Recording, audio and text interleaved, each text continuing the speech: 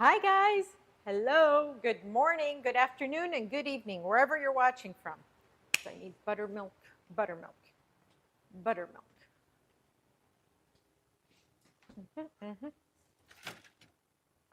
so buttermilk. Freshly cracked black pepper.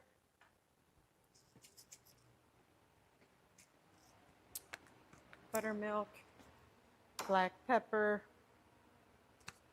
Okay, this is good. This is good.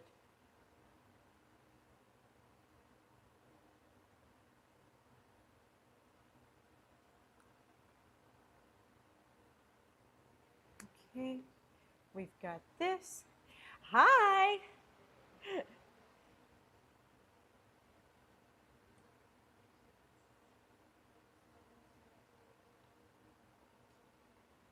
Okay, so we're going to mix in here a brush. Brush, brush. This is good.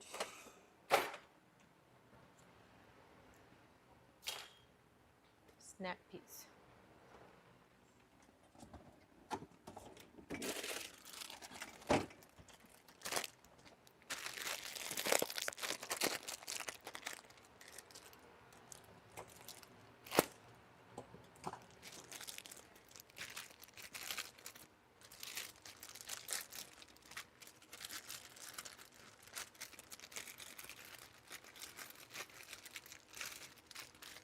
This is good.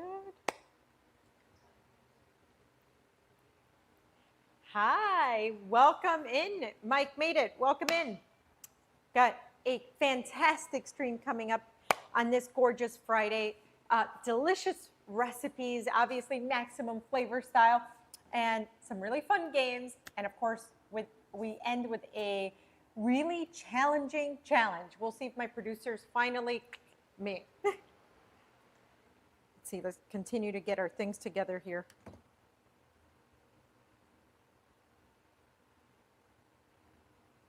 Okay. Okay, buttermilk, black pepper, salt, black pepper, I have it. Chicken. You know what? We're gonna do this today.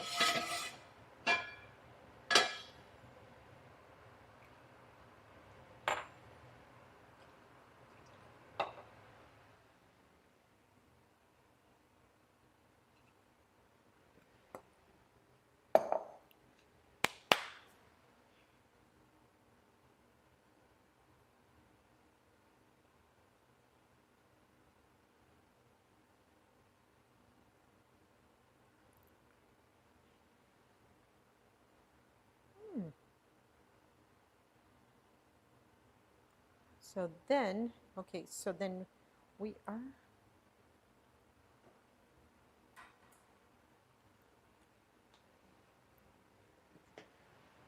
Vicky, can you text back that we're streaming?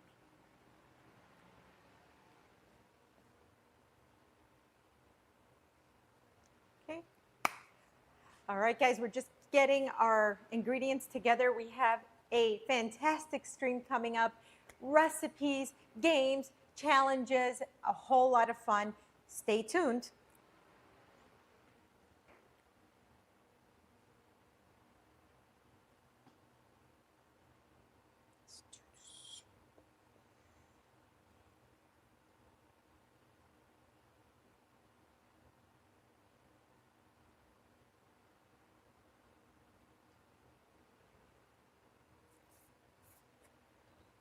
So then we have black pepper, garlic powder. We got the garlic powder and the onion powder.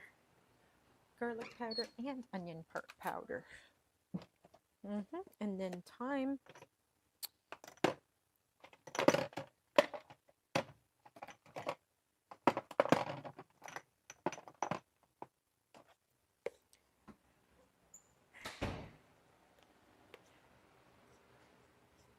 Oh, Girl Dad Cooking Up Deliciousness. Hello, welcome in.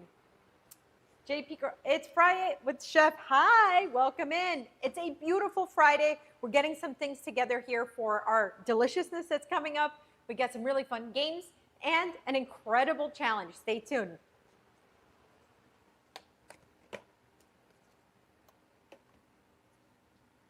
Seasonings, black pepper, black pepper. Okay, black pepper.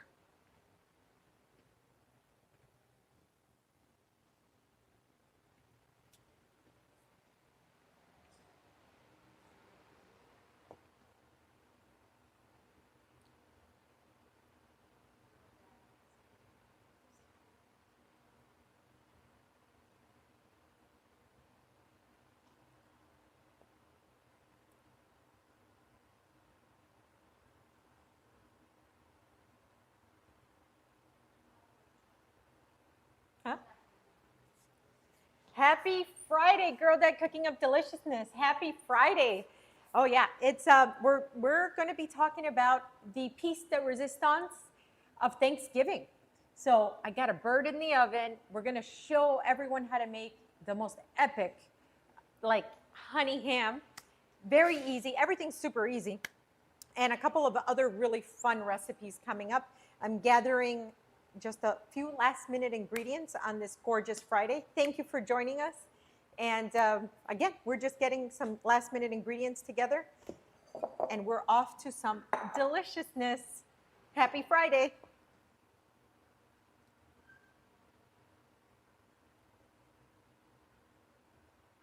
Okay, perfect. That's good.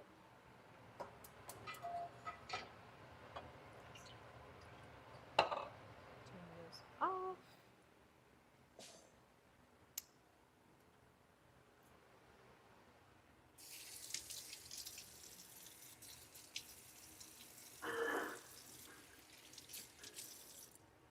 What came first, the turkey or the egg? Oh, wow. That's a good one. That's good. That is a great one. Red wine vinegar. Red wine vinegar.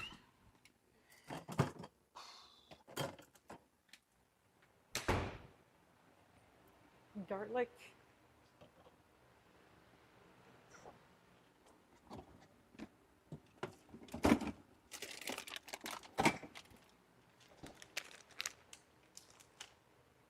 Okay, we are ready. We are ready to rumble now.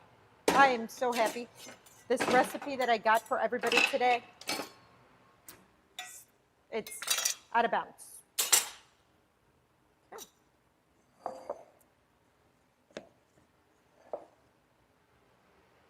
Let's not drop.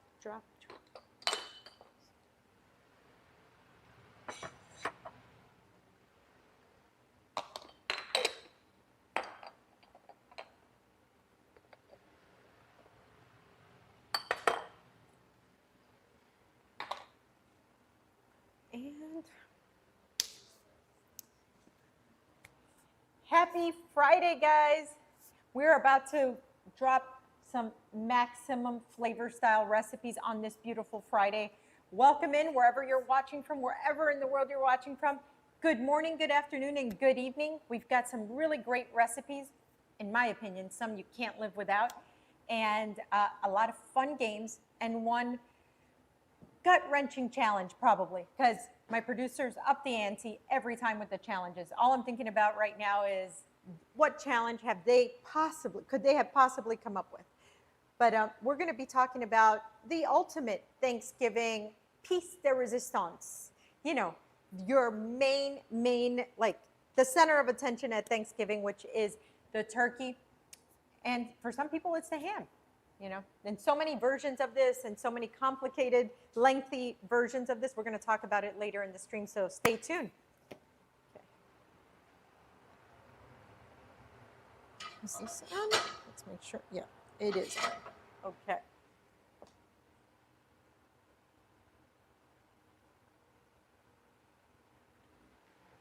This is going to go to 425.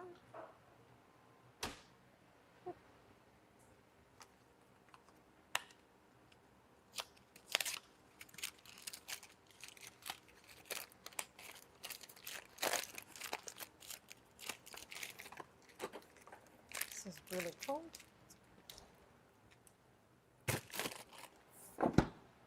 Okay. All right. Did you know TV dinners were invented because of Thanksgiving leftovers? Say what? What? No, I had no idea. TV dinners. I haven't heard that term in such a long time. I've never had TV dinners, or I've never had a TV dinner. My family was always very big around, like, must sit at the table. Like, it was a big deal. So, yeah, that's a really cool fun fact. Very cool fun fact. Okay. So, guys, I start off usually almost all the streams with a welcome cocktail, but today I have, oh, kids cuisine, yes. Oh, Victoria, I remember the kid cuisine. That, I have to say, elementary school, that was a huge deal. A couple of times, my mom did allow a kid cuisine one Friday night here and there. Like, that was just a couple times, I guess, before she read the ingredients. But yes, do you remember when they had like the little brownie on the side? I think it was mac and cheese. So one was like a corn dog, and then you had your little dessert. That was the coolest. Do they still sell kid cuisine? I feel like that should be illegal. Like, it should be. But anyways, I start off, oh, I don't think they do. They shouldn't. I start off all the streams with a cocktail or a drink. Today I probably should have started with a drink, but I have been doing this recipe and I can't get enough of it, and I wanted to share it with you guys. It wasn't even part of our outline, but I was like, you know what? Let them have this recipe because they can shop over the weekend if they like it, and then they can meal prep this. So much flavor and so easy. I have here overhead, can we show them? I have here some chicken breast tenderloins, okay?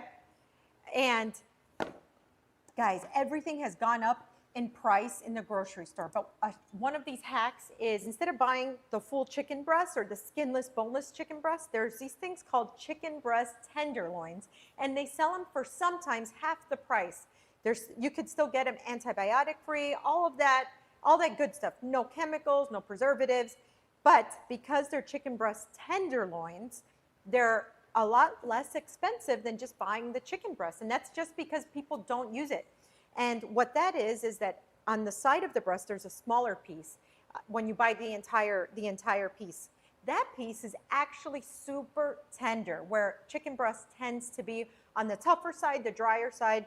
But if you get that little tenderloin, you are getting a juicier cut, a softer cut, and a less expensive cut. So opt to buy that.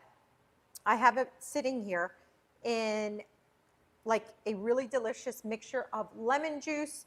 I've got garlic salt, onion powder, paprika, salt, pepper, and a little bit of oregano. That's just been sitting here for probably 20 minutes. If you do this overnight, you're gonna get a ton of flavor.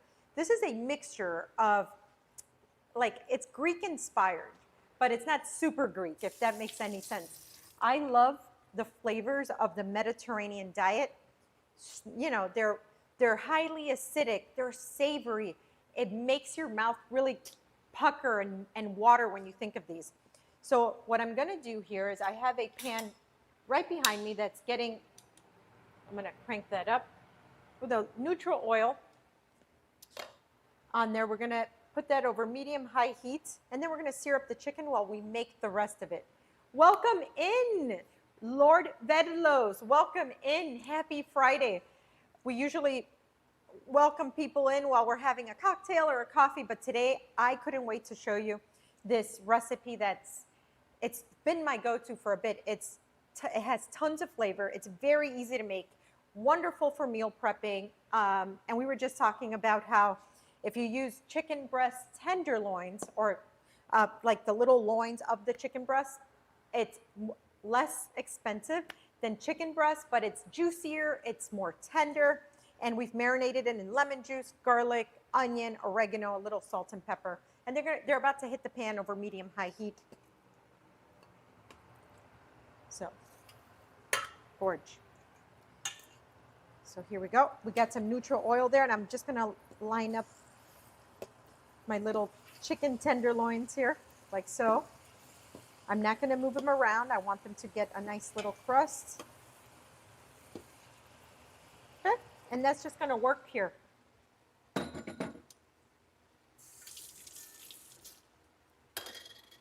Oh, okay. Kind of unwritten rule here on Twitch. I was lurking and kind of didn't want to be called. Oh, okay.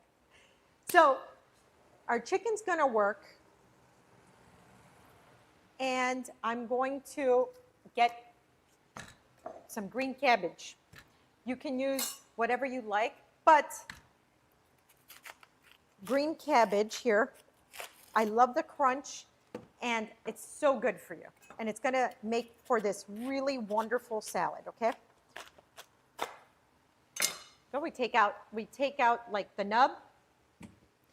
You can buy shredded cabbage already, but I will tell you that when you shred it yourself, you can get it to this really nice thin shave, okay? That you can't get it from like the already shaved ones, okay?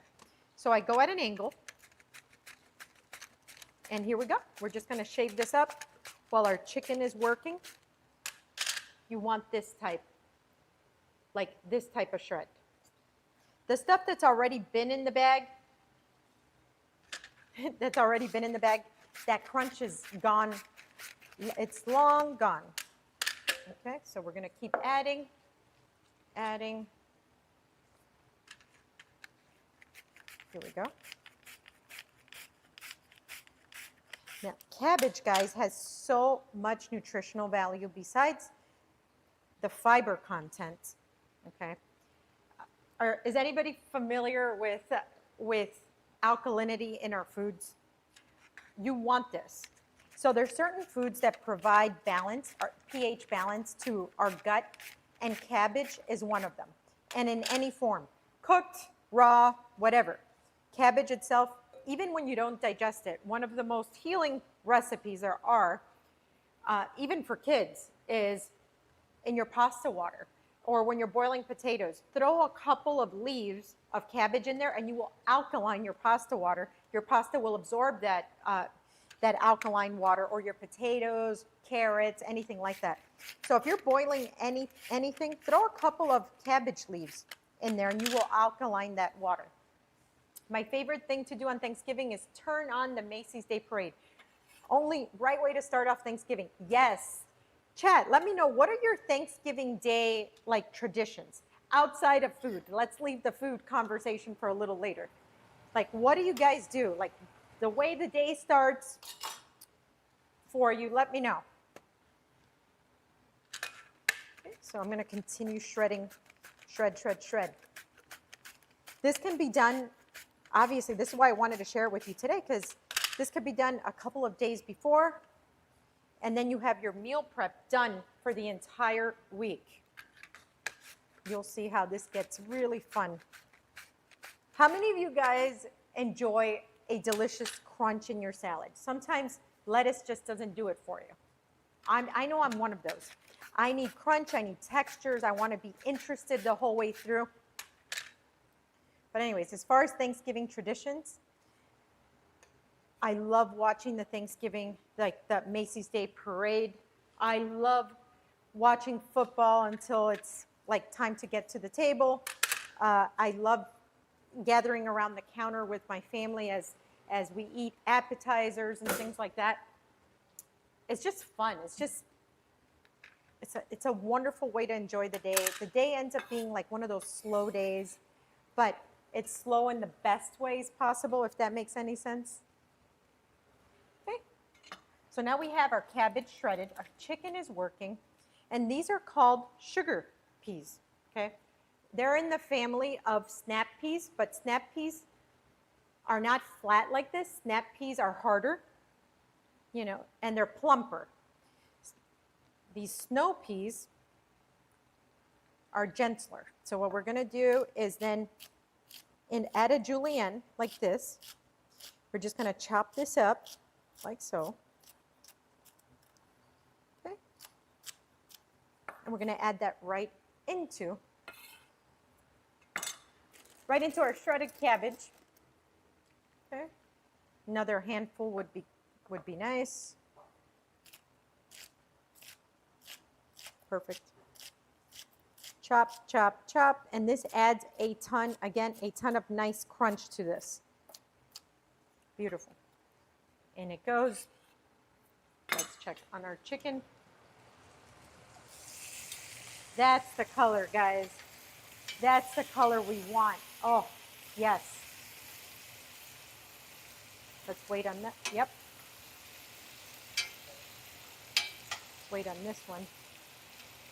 Anyways, so guys, I got to tell you, when you're crusting something, imagine all of the stuff we're imparting from the enamel of the cookware that we're using. Our friends at Caraway, they take that very seriously, and this is one of the only brands that you can cook with non-toxic enamel. When you're thinking of non-stick, there's so many bad chemicals that are in non-stick cookware. But we got to face it. It makes it easy on the cleanup, the timing. You know, sometimes we don't have a lot of time to be scrubbing there for days. So Caraway is the way to go.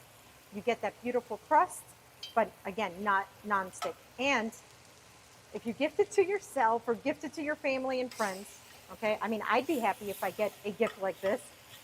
You can get up to 20% off if you use my link. Is the link up, guys? Share it with everybody. Here we go. Welcome in.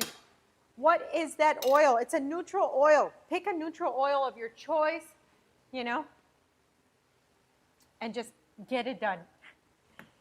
Here we go. So now I'm going to take an organic, what they call seedless cucumber, but it's not really seedless. Okay.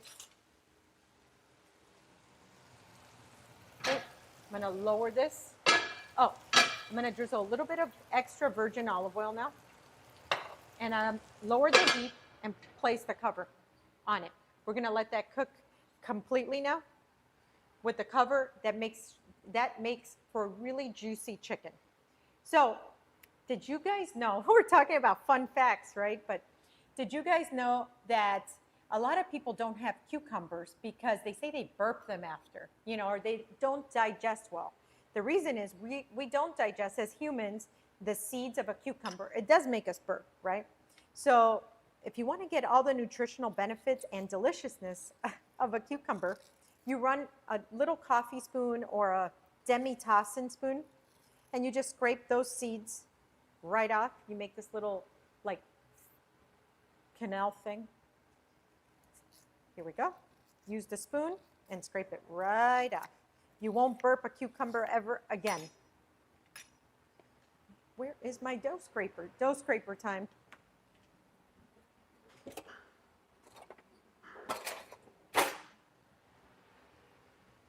Okay. Dough scraper goes down.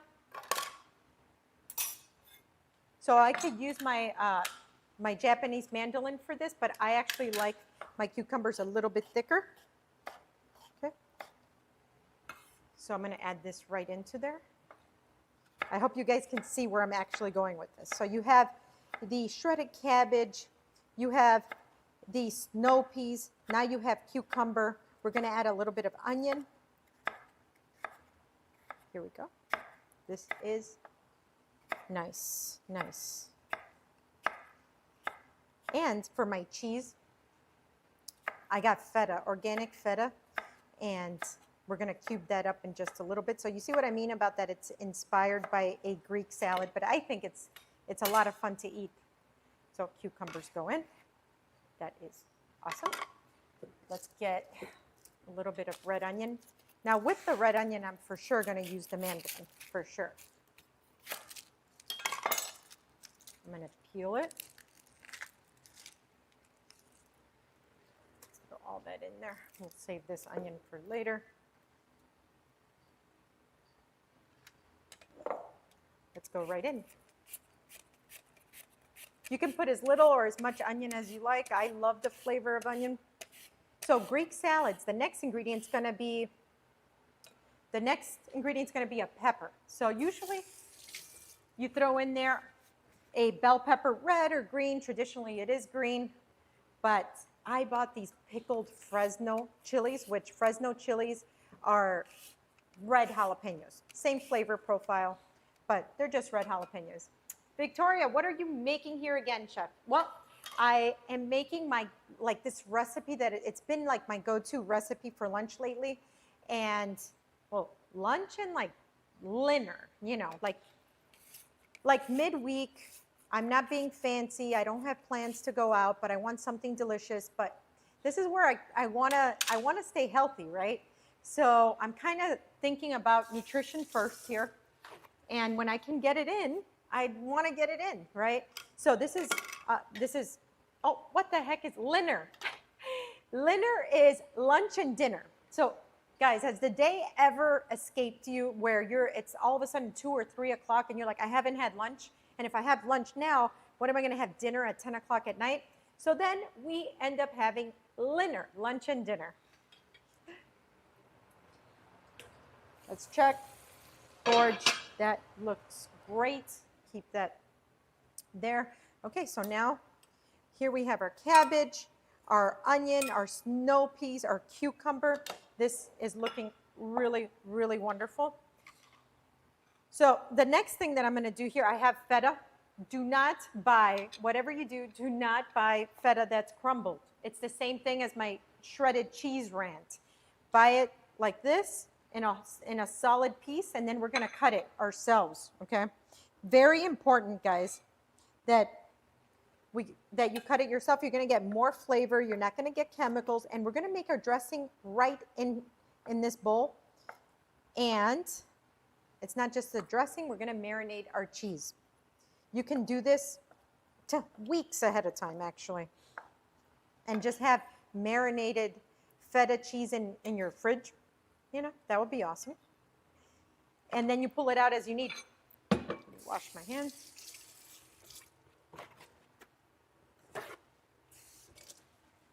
I didn't even know they sell the block. Well, believe it or not, I didn't know that either. I didn't know that till a couple years ago. Because it's not things that we're looking for.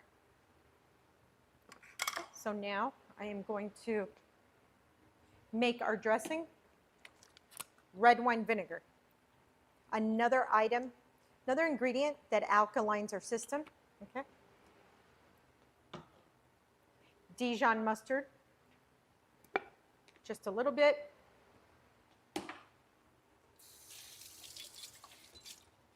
Okay, let's get a little bit of salt and pepper as well. Pepper, salt.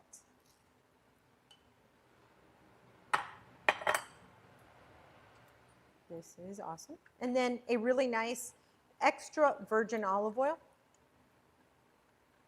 Nice. Okay. That is perfect.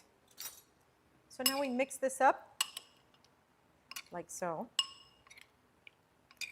Now here you can add other flavoring agents if you like. If you want thyme, if you want oregano, if you want whatever it is that you want. Actually, I do want a little bit of crushed red pepper flake because that little subtle heat is fantastic in here, believe it or not. Crushed red pepper flake, olive oil, and feta is so, so delicious. Okay. Okay. Now let's see. Oh, I do love me some cilantro in this. Cilantro, mint, flat leaf parsley, but I tell you, the cilantro wakes this salad up so much. Not that it needs any waking up, guys. There's tons of flavor, tons of crunch, so much stuff here. But it's a lot of fun to eat, extremely healthy, very easy to prep. All these ingredients last a while, so you can do this on Sunday night, and you have lunch prepped all the way through Thursday or even Friday. Okay? So, what protein would you pair with this salad? Guys, I am making these chicken breast tenderloins in the back there that I had marinated in garlic, onion, olive oil, oregano. It's a Greek style type of just quick grilled chicken. Let's come back here and see, so you guys see what I have going on here. Look at that. That is done. And the color on here, this is, oh man, so beautiful. So beautiful. Yes. Yes. Oh, some of these got better color than others. This is what we want. Like if they were on a grill cooking out there on the coast of Greece. I love that. Okay. So now we have our marinated feta right here. So I'm going to throw a pinch of sugar on here. The salad if prepped in advance, yes. So what you want to do if you're prepping this in advance is make sure that you're not throwing the dressing. You see how I have the two things separated? That's how you want to treat this. I would keep my feta and my dressing separate, and I would get one of these mason jars, glass mason jars. Keep that completely separated, and then keep all my greens or my veggies sliced up separately.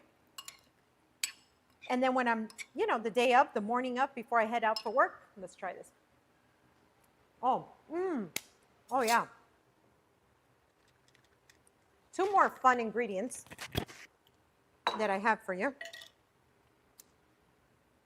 Overhead, pickled Fresno chilies. We were talking about this earlier. It's a jalapeno. It's a red jalapeno. Let's try this. Oh yeah. Oof. I'm so happy with these. So yes, pickled red jalapenos, outstanding.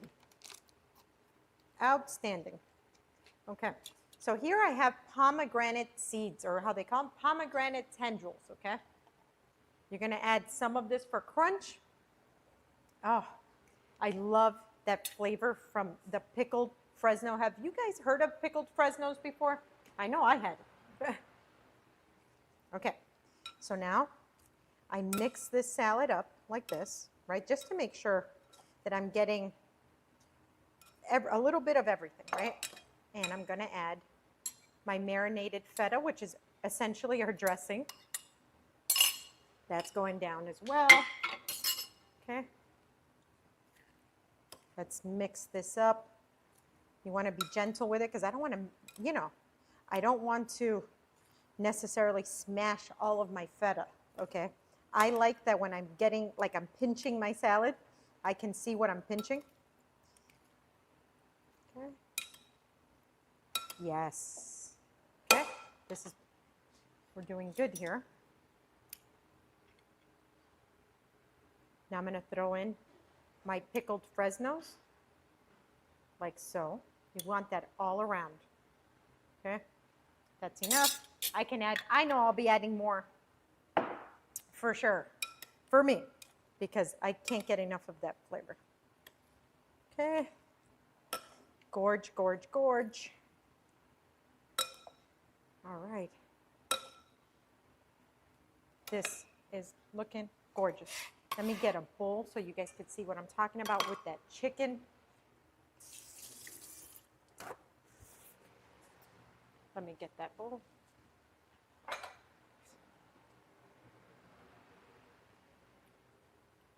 Okay.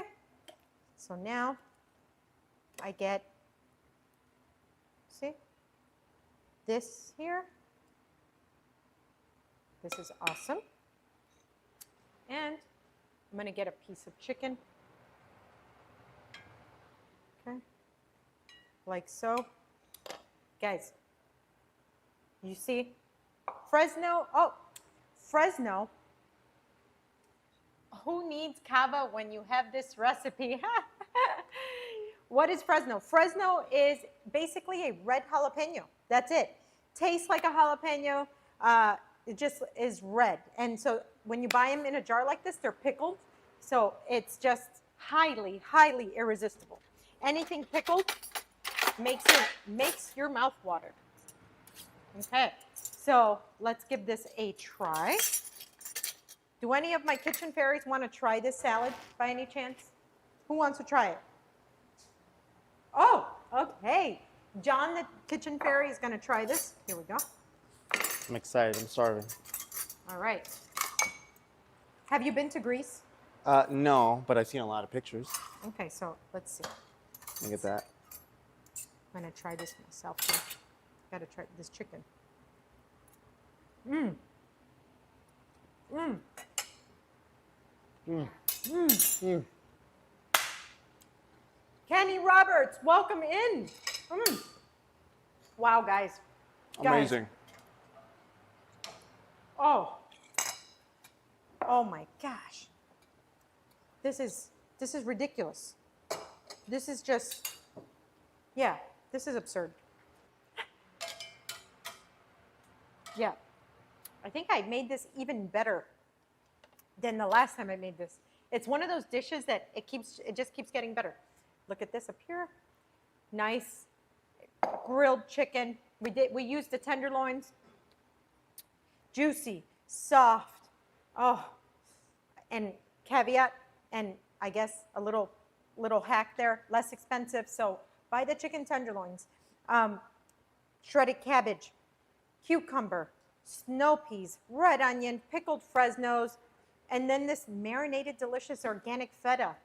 It's the type of salad that you can't get enough of, highly nutritional, alkalines your system, keeps you nice and filled up, high fiber. Make it. You need this. All right, guys, that's like the one thing I couldn't wait to tell you. I found a Peking duck fusion burrito I had to order once to try a new place. Oh, Peking duck burrito. I had never heard of something like that. That sounds so interesting and fun. All right. So, that sounds like a lot of fun. Bro, just yoink the salad. Yes. That's it. Guys, that salad is out of control. Out of control. And you're like, but why? A salad. Yes. Yes. Okay, so this, I think we've made it now to game time, guys. I think it's game time. What do we have going on for today? You know? All right. Let me check on my turkey. Ooh. Let me lower that. Let's move this guy over. What are we doing? They make a fried rice for the rice in it. Ah, that makes all the sense in the world. Duh. That does make sense. You know? That makes all the sense. Let's see. If I was a lid, let's see. All right, I've got to try that. I've never had an Asian burrito. I just always figured that's like essentially, isn't that sushi? You know, wrapped in like seaweed. But anyways, yes, I like that. Okay. Okay. So for our first game, yes, we got you looking at zoomed in foods. 10 zoomed in foods that we think you're going to get stumped on. So okay. We tried really hard this time.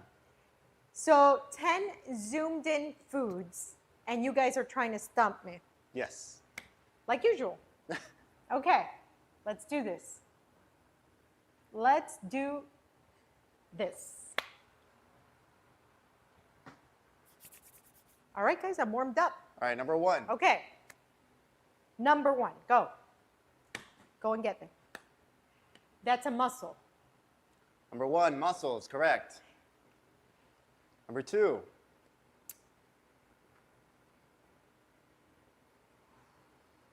This looks like a prime rib. Beef Wellington. Okay, did it. Number three.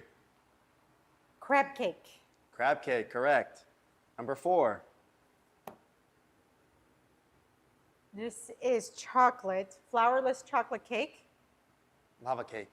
That is that. Okay, you gotta give me that one. Okay, all right, we'll give you that one. Okay. Number five. Paella. Seafood paella.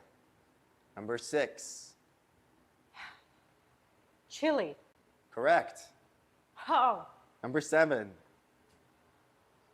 You got me here. Is this bacon? No, this is honey ham. What we're making today. Okay. Number eight. Chicken cordon bleu. Yes. Yes. Thank God for culinary school. Okay. Number nine. Oh, I'd definitely be stumped on this one. This looks like cheese or tofu. You want to? Let's go to tofu. Cheesecake. Ah. You were close. Number 10.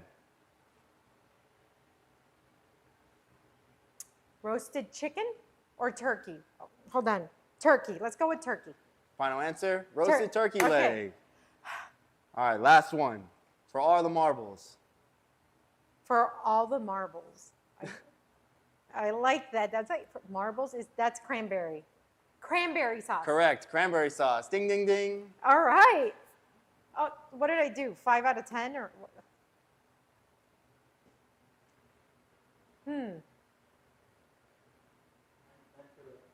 Our producer's saying 9 for 11. 9 out of 11. Okay, fine. I'll take that. You guys didn't stump me though. I just didn't get a perfect score. But yeah, speaking of cranberry sauce, guys, I have a foolproof cranberry sauce for you that always makes it to my Thanksgiving table. And there's just so much controversy over cranberry sauce. Does it belong next to your turkey? Yes, no, yes, no. Sometimes people love cranberry sauce. And then the next fight is jarred or canned cranberry sauce versus making it yourself. And usually when you make it yourself, sadly, it's always so bitter and, you know, sour that it doesn't go well. And then it's like contradictory to whatever's on your plate. And if you ever have, let's say, sweet potato or the stuffing, and then you have that real acidic, bitter homemade cranberry sauce, throws it off completely. People end up not liking it. But I have a super easy version for you that you're gonna love. You're gonna love it forever. And it's gonna take away what you don't like about it. So have a pot here. Actually, let's mix everything in here first, and then all it does is we're gonna go to the stove and we're gonna let it work over there. But let's just throw everything in the pot first so you understand what we're working with. Fresh cranberries. This is it. This is gonna go in the pot. Okay. Go slow so it doesn't fall out. Let's not let it fall out. Yes. One got away. Oh well. Okay. Fresh cranberries, that's going down. A little bit of mixed berry preserves. You can use jelly, you can use jam. You don't have to have the berry flavor, but with the cranberries, if you have blueberry, strawberry is a little too pungent for me, but even that's why I like mixed berry, because there you have blackberry, strawberry, and blueberry mixed together. So mixed berry preserves, that's what you want. Sugar, okay, a touch of cinnamon, okay. You can add as little or as much as you like. You can even add cloves if you like here. I don't like cloves. Cloves for me are like neck chop. They just don't work out for me. Then your favorite red wine, okay. Shiraz, Zinfandel, Cab. For me, Cab is the best for this, because as it cooks down, it's going to be real nice and jammy, and that's what you want. Okay, here we go. Now that is going to go to the range, to the stove, and that's going to cook down. You see this right here? This is what you want. We're going to bring that to a boil. And then as it comes to the boil, the natural sugars of the cranberry are going to work with the natural sugars of the berry preserves and the sugars that are in the wine. And it's going to become this beautiful jelly / jam. Most cranberry sauces don't have berry preserves in them. And that's going to be your stabilizer and your binder, and it's going to be the one thing that absolutely takes away that edge, that bitter edge. So go ahead and add apricot preserves if you like, blueberry, the mixed berry, the strawberry, it's fine, all types, but the preserves is the way to go, okay? Green apples, what? No, absolutely not. No apples. And those of you that like making your own cranberry sauce, you're going to be like, oh no, she didn't put orange zest in there. No, I don't want my cranberry sauce to taste like orange. I don't even want it to have a hint of orange. I want it to be this delicious, sweet, and sour like thing that elevates my ham and my turkey. Oh, I just said ham first. Yes, because guys, that's in my head. Does anybody else, chat, let me know, does anybody else also enjoy their cranberry sauce with their honey baked ham? Because I do. I love that acid that you get, and then you get the saltiness from the ham and the sweetness. For me, it's fantastic. So I can't wait to get our ham going later today. But yes, I absolutely love my cranberry sauce with my ham as well as my turkey. It's not just for turkey. So then, guys, as far as cranberry sauce with this wine, if you want something a little jammier, a little sweeter, you can go with like Zinfandel. You can go with the blends. If you want something more on the wine side, you know, you go with the Cab. I like that wine taste. So you will see now that our cranberries are going to get real nice and plump.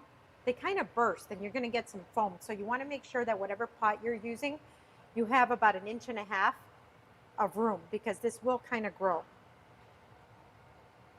All right.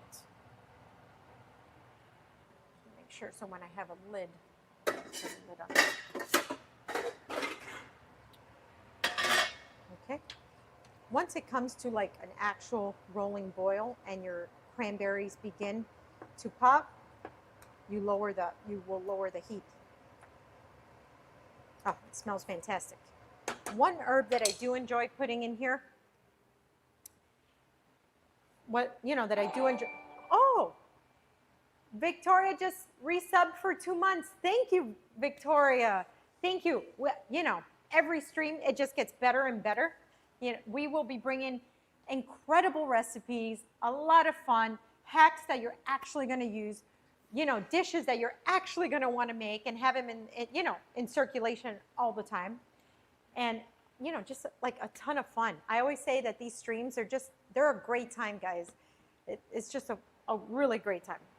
Oh, this is getting taller and taller because the cranberries are getting plump in this wine. I'm going to taste them. Oh, yeah.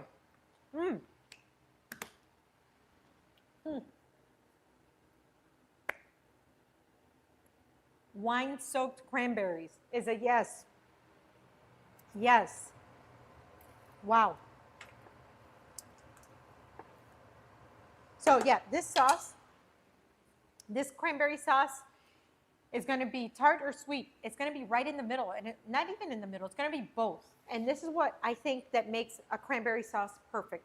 It does have to be tart because it has to contrast the rest of the foods that on your Thanksgiving table tend to be on the sweeter side, right? So that tartness is what's going to bring everything forward. That's what we want, right? But if it's just tart, it's bitter, and it leaves you in like the space that you're like, no, it's a downer. So you want something that's sweet and sour, pretty much. And that's what this is. But it has this other like deliciousness to it, which is that wine afternote. Sometimes I like to put a little sprig of thyme in there. I'm not doing it here because what we have working there has, our turkey has a lot of thyme and herbs, and we're gonna let the thyme and the herbs, we're gonna let the turkey handle that. What we want here is sweet and sour, and this is what this recipe does. So remember, you got cranberries, you've got sugar, you've got berry preserves, and you've got Cabernet. A touch of cinnamon, and cinnamon is not so that it tastes like cinnamon. Cinnamon always brings whatever berry you're working with forward. When I make blueberry croissant, blueberry white chocolate croissant bread pudding at Chef Adrianne's, my restaurant in Miami, we always add a touch of cinnamon, and the bread pudding doesn't taste like cinnamon, but it just brings the blueberries forward. And that's the function of the cinnamon here. It's going to bring the cranberries forward. Also remember that cranberries have each one has a different level of acidity.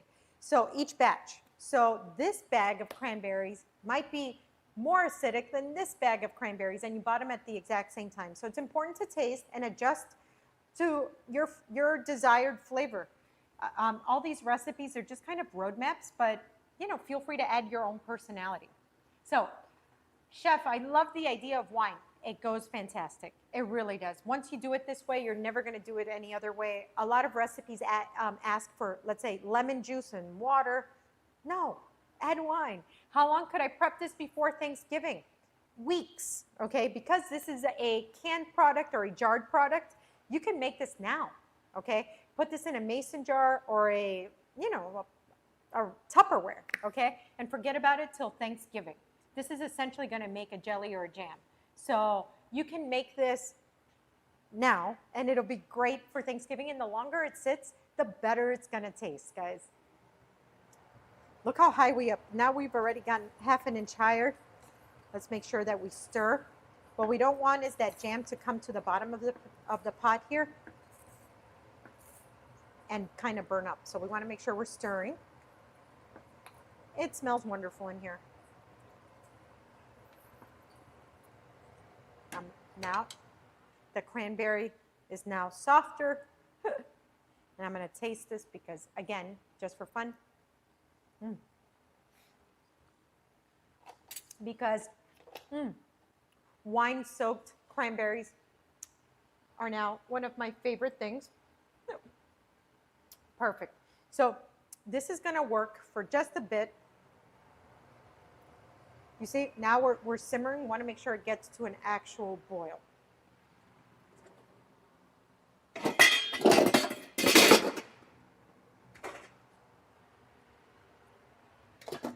We're going to put a lid on it, bring it down, and it's going to work for a little while.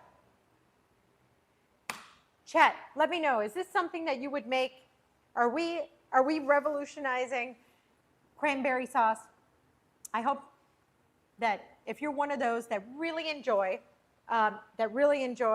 canned cranberry sauce, I know I do. Like, let's face it, sometimes that is the best stuff, right? This recipe is the next best thing, okay? So you're not getting all those chemicals and this and that, and it's going to be, I'm anti-cranberry. Why? Why are you anti-cranberry? I want to know. You need that contrast in flavor, like for everything else to sing. To me, Thanksgiving is the food Super Bowl. It's everything that, like, imagine you or someone that you love. Oh, Peg DeGray, welcome in. Welcome in. We'll definitely be trying that recipe. I'm telling you, wine-soaked cranberries they're just chef's kiss. I'm telling you, you got to make it very simple. It's fresh cranberries, your favorite wine. If you don't want that, cab has that oakiness to it, which I love. It gives it so much personality, but you can do, a Zinfandel, you can do a Malbec, and you're going to get a much jammier, fruit-forward, like wine-soaked cranberry. But the way the cab works here is just fantastic. Oh yeah, we're cooking it down. There's some sugar. Berry preserves go in there as a stabilizer. Takes off that bitterness that sometimes you get too much bitterness or sourness from, and both actually, bitterness and sourness from fresh cranberries. So make sure you don't forget that berry preserves. Oh, it's fantastic. Fantastic, guys. H.H. Otero, how do you know when to add these herbs, thyme, rosemary, etc.? Now, you can add them now. If I said that I wasn't using them because our turkey recipe look at this. Look how much they popped, guys. This is what I was talking about. That you got to make sure when you're making this that you use a pot that's tall enough for them to grow.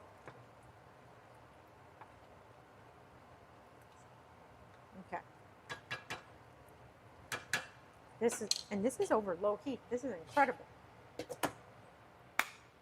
Now, so if I was adding thyme or rosemary, I would add it now.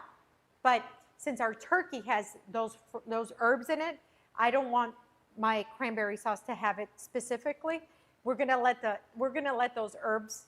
We're gonna leave that to the turkey, and we just want that sweet and sourness here.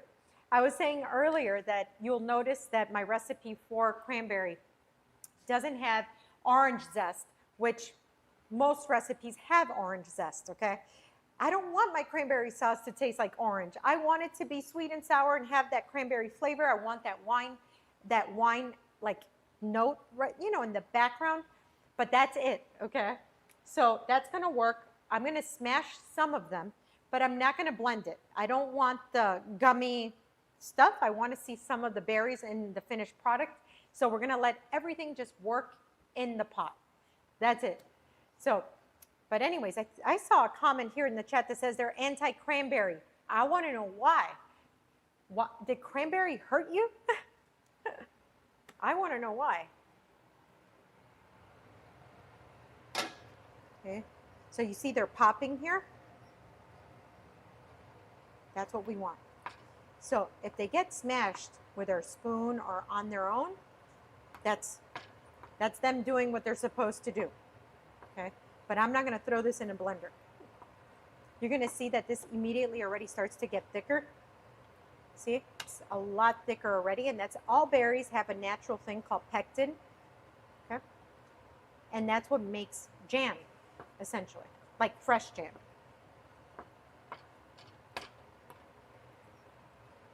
Okay, this is what we want. The longer you cook this down, the more concentration of flavor you're gonna get, and then the thicker it's gonna get once it cools down. This will not be thick while it's on the heat. This will only get thick when it cools down. So, okay, we are ready. I think are we ready for a game? I think we're ready for a game, guys. This is gonna cook down for, I would say, what, like 20 minutes or so? Something like that. You wanna keep an eye on it according to your preference, and you turn it off, you throw it in a jar, you let it come to room temperature, you don't put it in the fridge while it's hot, okay? Then it gets nice and thick, and that's it. That's how you make homemade cranberry sauce. So, it smells wonderful, like wonderful. Oh yeah. Now guys, I was messing with you actually earlier with the orange zest. If you're somebody that wants your cranberry sauce to taste like orange, right now is where you would add your orange zest if you'd like, and it releases the essential oils from the orange peel in there, and you can do that there. But for me, it's a no. Okay. So producers, let me know what you guys have in store for me. I'm excited. I'm excited to play this next game. I see something scary coming up next to me here.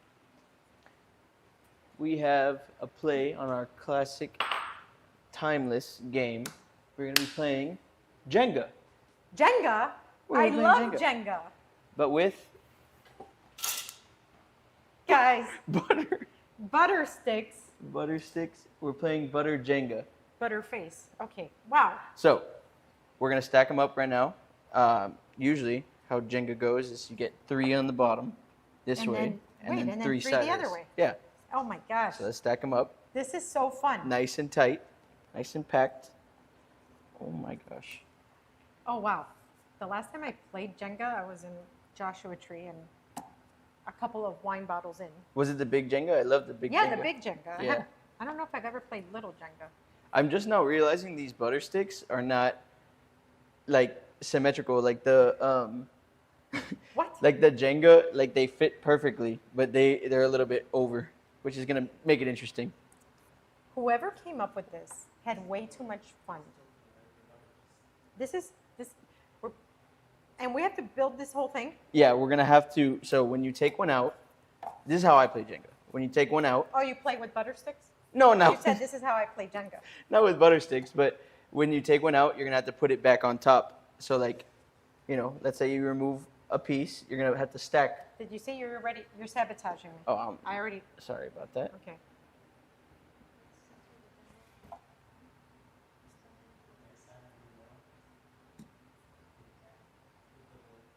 Which way? Move the board.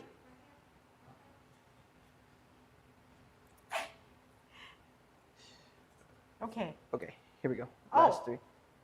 Ooh. Okay, let's take a real quick picture. Okay. Let's go side to side like this and just stare at the butter. Be like,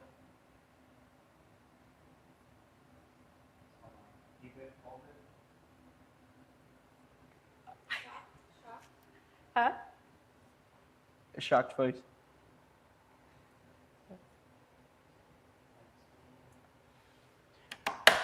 Okay. Okay, we're playing Jenga Okay. with butter sticks. Isn't that crazy? Let's do this. Who wants to go first? Rock, paper, scissors, real quick. This is a time game because that butter's going to start melting and lose its shape. Yes, it's really freezing in here. Oh, by the way, loser has to take a bite Get that. of a What is butter this? stick. Loser takes a bite of a butter stick. Ready? Rock, paper, scissors for who goes first. Ready? Rock, paper, scissors, shoe. All right, I'll go first. I'll play it nice and safe. Stick from the bottom. That's how you do it. Stack it right on top. Your move, chef. This doesn't slide, by the way. You have to be very meticulous with your plays.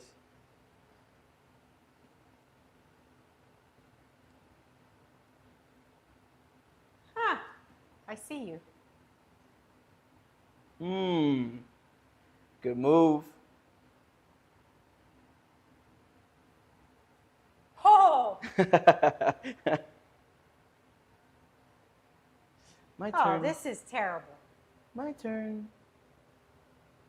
Oh my god, they actually don't slide. They don't slide. They're This is a just horrible game. Stuck. Oh, I got one though. Got a piece. You're going down, Adrianne. You're going down. You're going down. Oh my god, I already feel it tilting. Yes, and it's this only is- been 2 pieces. Oh, okay.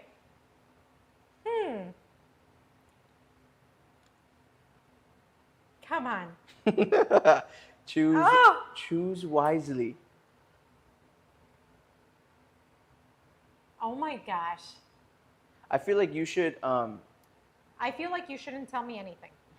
no, framing wise, like I'm thinking post production, you should stand off to your right a little bit. And then can we get the chat off the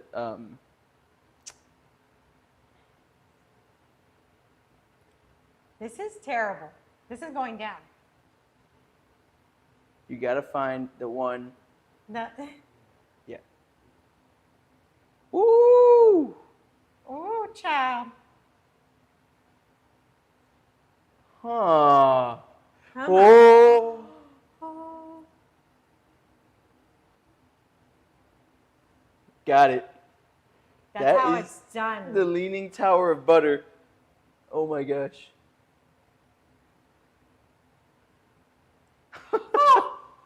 Oh. That is insane. Can I get this piece? Yeah. Oh, wow.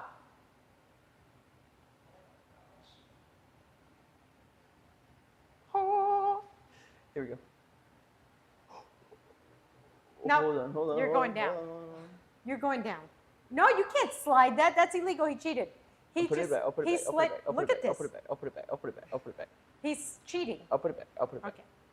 You There you have go. maneuvered. You have maneuvered and manipulated. That's what I do. Stop touching. It's what I do. Oh my god, that butter is so unstable. It's unstable. You can't grab from the top. Is that a rule? Who said this is the top. Oh my gosh.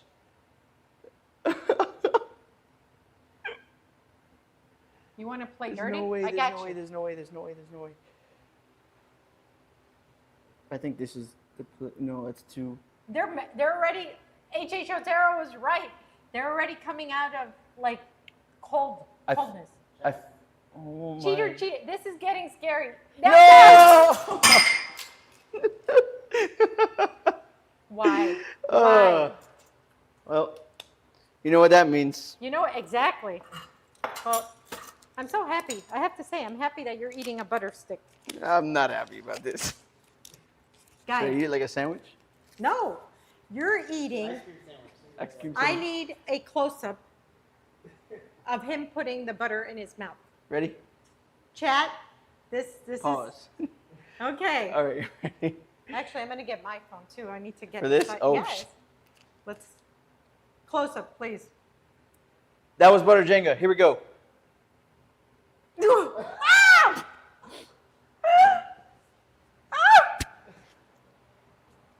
So, call them.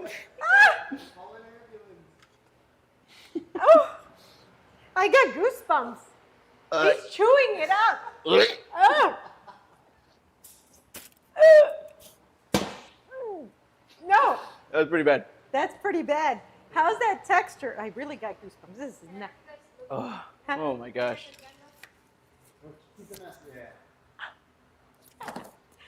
Oh. That was bad. Do Good you thing have- we got the unsalted version though. Do you have like butter in the back of your teeth? Like in the back, like the Like, you roof know? of my mouth. Yeah. Yeah, it's gross. I feel like this is worse than peanut butter. It's a good thing it was unsalted though. I will say that. Because if it was salty, I think I was going down. Ah. Okay, Well, what are we so- doing with all this butter now? Well, we'll have butter for a long time now. So now for our holiday baking, we will have a ton of butter here. But, you know, we were talking Shout about out Paula earlier. Dean. Didn't she cook with butter all the time? That's right. Yeah, but I mean, cooking with butter is awesome. Uh-huh. Okay. However, so now that you bit into that Japanese pancake trend, would you go to Japan and try that pancake that's wrapped in an entire stick of butter? Okay. And people fly to Japan to try this trending dish. Just think No a little way. thin pancake and you get an entire stick of butter. Who's flying into anywhere to eat butter? That's They awful. do. That's what is like being shown on TikTok right now. It's trending. Oh my gosh. I know.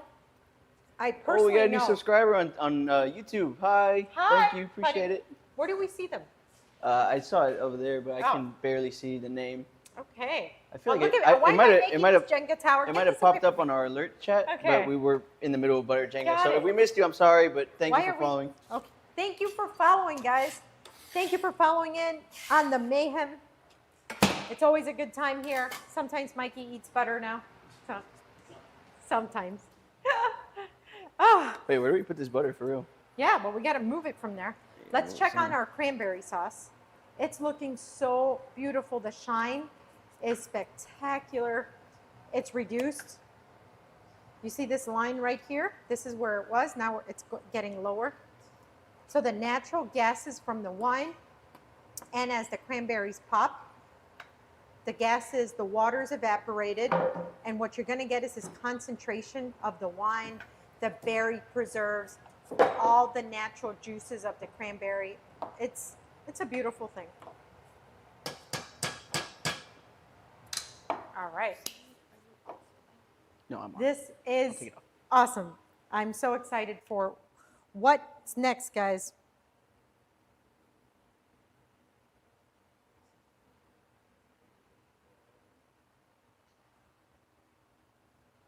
All right, let's go. We got to get this butter out of here.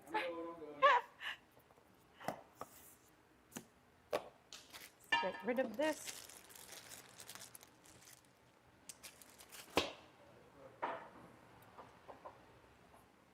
Look at this, making a butter board. Oh, have you guys heard of the butter boards? That's No. like, no? Yes. Yes? Have you done a butter board? Do you want? Tried one. I haven't made one. What is Was a it butter good? board? It was good. Okay, because I like the idea of a butter board, especially when you can add flavorings to it, you know? What is a butter board? So you know how they have like the charcuterie boards and stuff? So Miami Steeler, welcome in. We're here in my home kitchen talking about all things maximum flavor, deliciousness, some kitchen hacks. We're making some homemade cranberry sauce that's unlike any cranberry sauce recipe you've ever seen or ever had. We are steeping essentially some fresh cranberries in Cabernet wine, berry preserves, and a little bit of sugar. It's reducing now. Once it cools down, it's going to thicken up, but it's just sweet and sour and extremely delicious. It rivals any of your favorite canned stuff. So Mikey, the kitchen fairy, who's also a producer, just ate butter because he lost that butter Jenga, okay? So we just have such a great time here all the time. And I don't know, what do they have What's next, guys?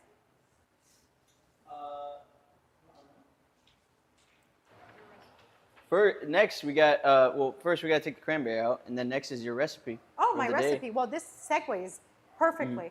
So, you know, what's up? If it's my recipe. then- Oh, yeah. Hello. This is perfect for let's go. There we go. A nice, gentle toss. This is, this is what I love. A gentle toss. We could tell who threw me the apron today instead of these guys that really pierce the football. Like if it was a football. No. All right. Let's put on our apron. It's Maximum Flavor Live time. All right. So as I was talking about, now that we're talking about football, for me, Thanksgiving is my foodie Super Bowl. Okay. This is the time where I get to make some of my favorite dishes, enjoy them all at once. It's comfort food. It's not, pretentious food. It is the food that puts a smile on your face. Over the years, I've perfected my Thanksgiving favorites, right? So I've come up with what I call the holy grail of Thanksgiving foods. That's just me, right? So one of the things that I have come up with is you spend all day roasting a turkey. Think about it, okay? But what part, Chet, let me know, what part of the turkey do you eat when they slice up the turkey? I'm curious, before I go further into my turkey explanation, when it's all carved out, what's the part of the turkey that you enjoy? With all your, your sides, of course. Let me know. Oh, and I'm gonna ask my producers as well. The leg, okay, you like the turkey leg. I only like the turkey leg at Disney when it's smoked, okay? Disney World and you get that big, giant smoked turkey leg, that's it. Other than that, I'm not having the leg. All right, guys, how about you? Mikey, which one do you like? What part of the turkey? Probably the meatiest part. What is it, the breast? Yeah, turkey Yeah, breast, I'm going okay. straight for the breast. John, how about you? Turkey leg, okay. Here we go. Now, look at this, guys. Look at this cranberry sauce. This is looking so beautiful. This color is also, you're getting that deep red, ruby. You're getting that wine color. Gorge. Gorge. All right, so let's check on my turkey. Okay. So, let's talk about ham.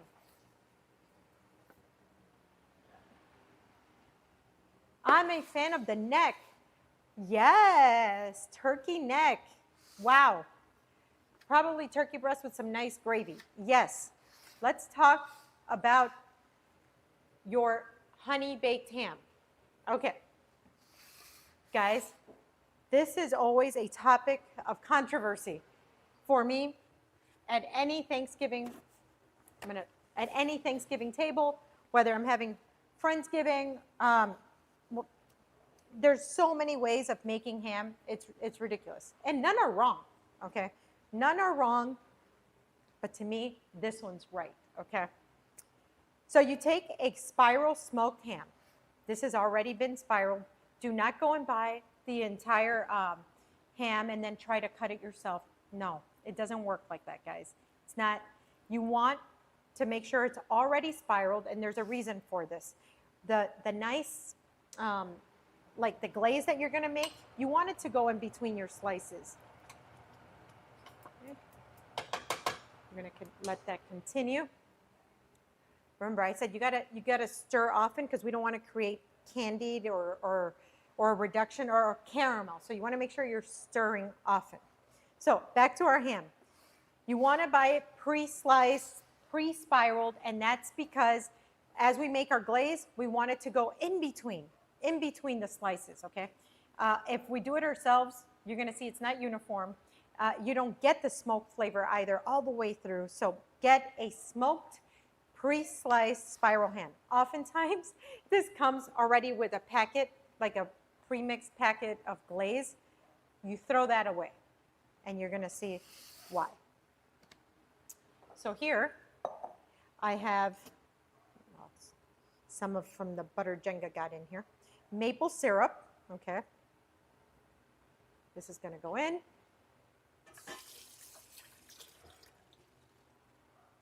This is extremely easy.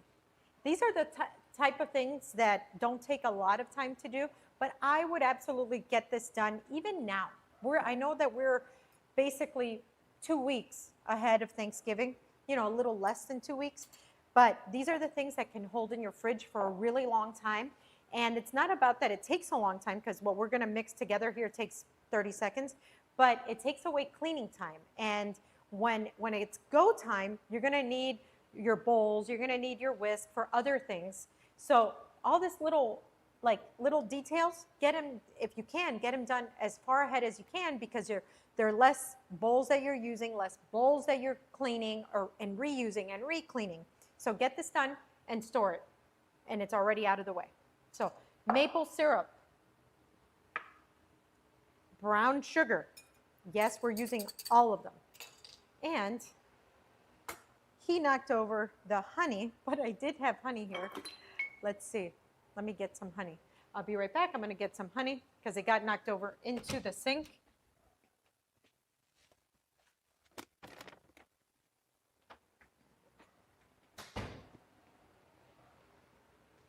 So, yes, maples. Okay. I'm a fan of, okay, unless you are me who slow smokes rotisseries, my turkey with apple. Ooh, okay. The maple syrup be substituted with something. Yes, you can substitute maple with honey. You can even do molasses if you like. You can omit it altogether, okay? I like the trifecta, and that's because each of them have a different caramelization point, okay? For example, the brown sugar is going to caramelize at a different rate as the honey, and the maple will have a different caramelization point as your brown sugar. So you don't want all of these to scorch at the same time or caramelize or turn into caramel at the same time. Have Dijon mustard. You can use any mustard, or you can use a combination of horseradish and your favorite mustard. I figured by using Dijon, you get the flavor of horseradish, you get the bite from the mustard, and this really balances out super nicely the sweetness from the brown sugar, the maple, the honey. Okay. Smells wonderful. So remember, this is smoked. Your spiral ham is already smoked, so this goes fantastic with it. Okay, so now we're going to bring back, here we go, we want to make sure, let me see, your ham always has a larger side. See, your slice will be thicker on one side than the other, so that's why I flipped it over. Let's see, let's double check. Here, no, it's tighter on this side, so that means I'm going to flip it over on this side. And then I'm going to angle it because I want to fan it out enough so that it falls over like so. That is wonderful. Okay, perfect. Oh, barbecue competitions. Okay, so you do barbecue competitions? I love barbecue. Love, love, love barbecue. Tell me where you're like doing these barbecue competitions, you know. Yes, and so I love going to Texas just to road trip barbecue. And I don't mean like the ones that are always in the media. No, I love going to the hole-in-the-wall barbecues that have a great reputation, not necessarily famous, but, oh, Texas barbecue, guys. Oh, Memphis barbecue. Yes, heading to Memphis in a couple weeks. Always hit up barbecue in Memphis. Okay, so now I use a brush. And you're like, well, why use a brush? No, you want to use a brush so that the caramel or your glaze is delicately dripping down the slice. If I was to just pour this over, it's going to just drip, go to the bottom of the pan, and it's not going to dress each slice delicately. We're going to do this a couple times, and you're going to see what I mean. If I do this, I can go in between like so. This is what I want. And this is the difference between a good ham and the most irresistible ham you've ever had.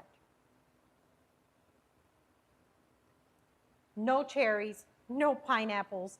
These things got on the map to achieve the same flavor profile. The sweetness, right? The sweet and sourness. But you get the tang from the mustard, but so much better flavor. Okay? And then you get your sweetness from all the three things, which will caramelize again at 3 different points, giving you the best possible outcome. Okay?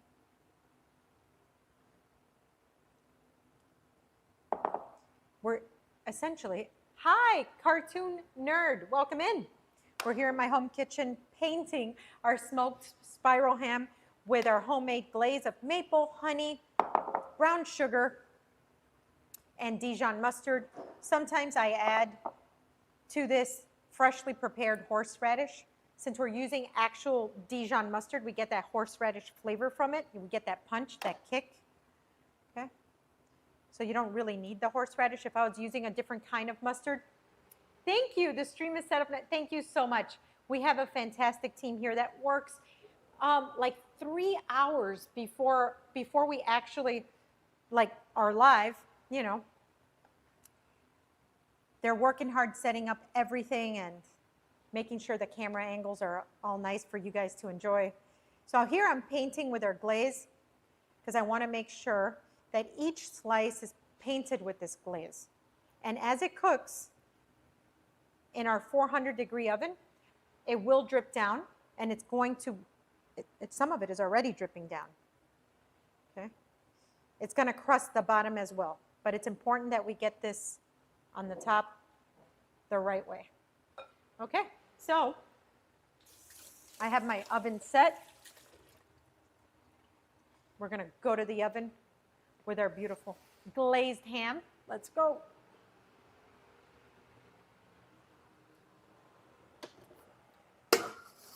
And we're going to let it work.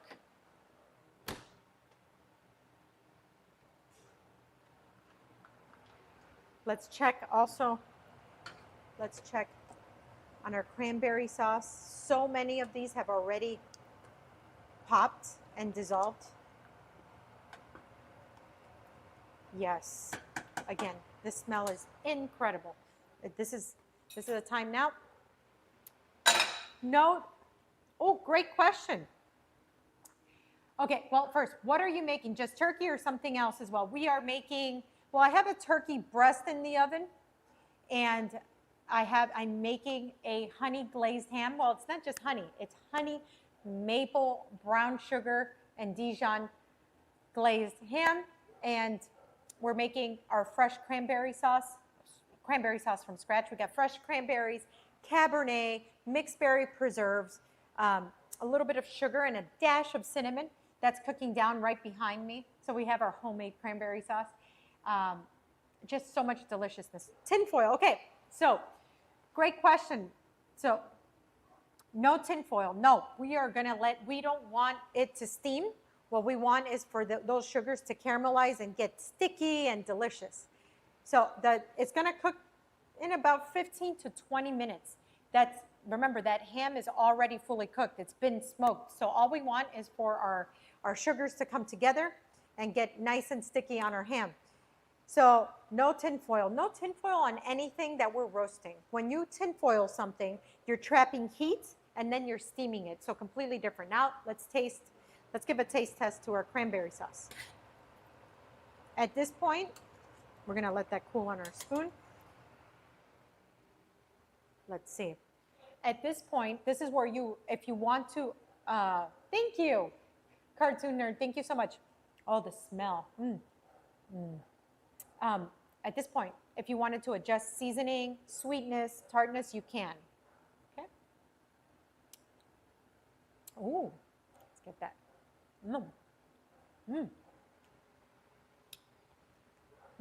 This is a great sauce for like a duck dish at the restaurant. I love that.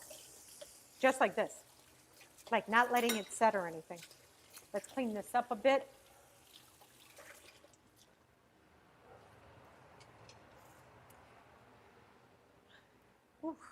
I'm going to check on my turkey.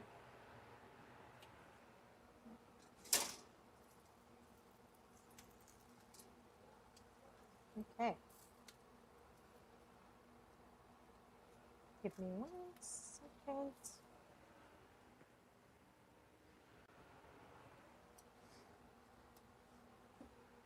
Let's baste our turkey breast.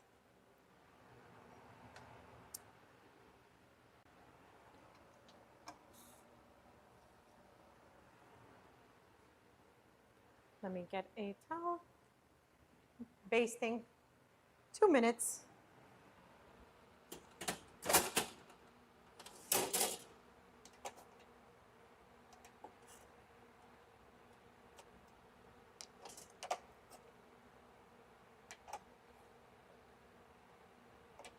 So this is important when you're cooking turkey, to make sure that when you're in the tail end here, you actually baste about every 15 minutes. When it's a breast, you only have to do it pretty much once.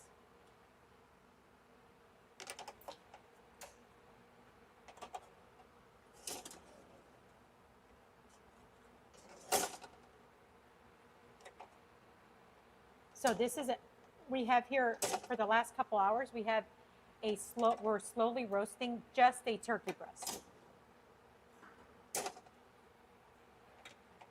All right, we had a compound butter work in here, and this is a dry brine. This was dry brined overnight. What does dry brine mean? Instead of a wet brine means salt, water, sugar, herbs, and whatnot.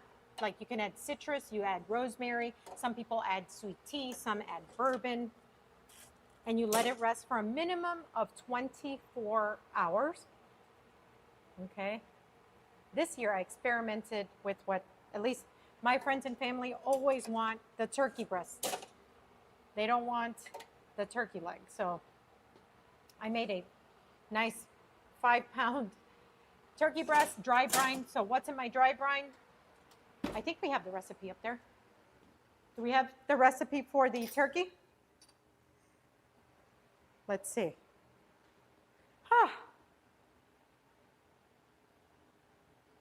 Let's see.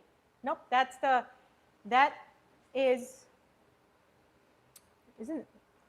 that the biscuit or the turkey? Anyways, you make your favorite seasoning blend, pretty much, okay? And it's got to have a good amount of salt. And what you do is you pat dry your turkey or your turkey breast. This is the same brine, whether it's a whole turkey or whether it's a turkey breast. Heads up.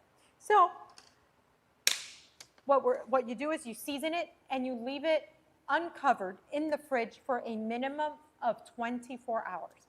So the seasoning is going to extract impurities and extra moisture from your actual turkey, and it's going to impart a ton of flavor. So that's what wet brine is supposed to do. But this year, what's trending is apparently waterlogging your turkey. So now, even though people have been brining turkeys forever, and for me, it's always been extremely successful, they're like, don't waterlog your turkey. Don't add extra moisture. Dry brining is the way to go. So I thought, let's try it. Okay. All right, if you say so. Let's try, because, hey, you never know. You don't know unless you try, right? So this is us giving the dry brine a go. Now we're going to check. See, our ham is already working. It's shiny. Let's see. Get in there. It's already getting shiny. It's already working. And this is why I separated the spirals even more. This is what we want. Gorgeous. Gorge, gorge, gorge. Okay. We are going to take out our turkey pretty soon.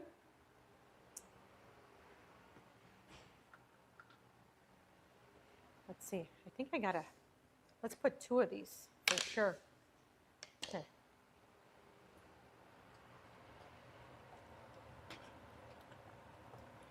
This is looking beautiful.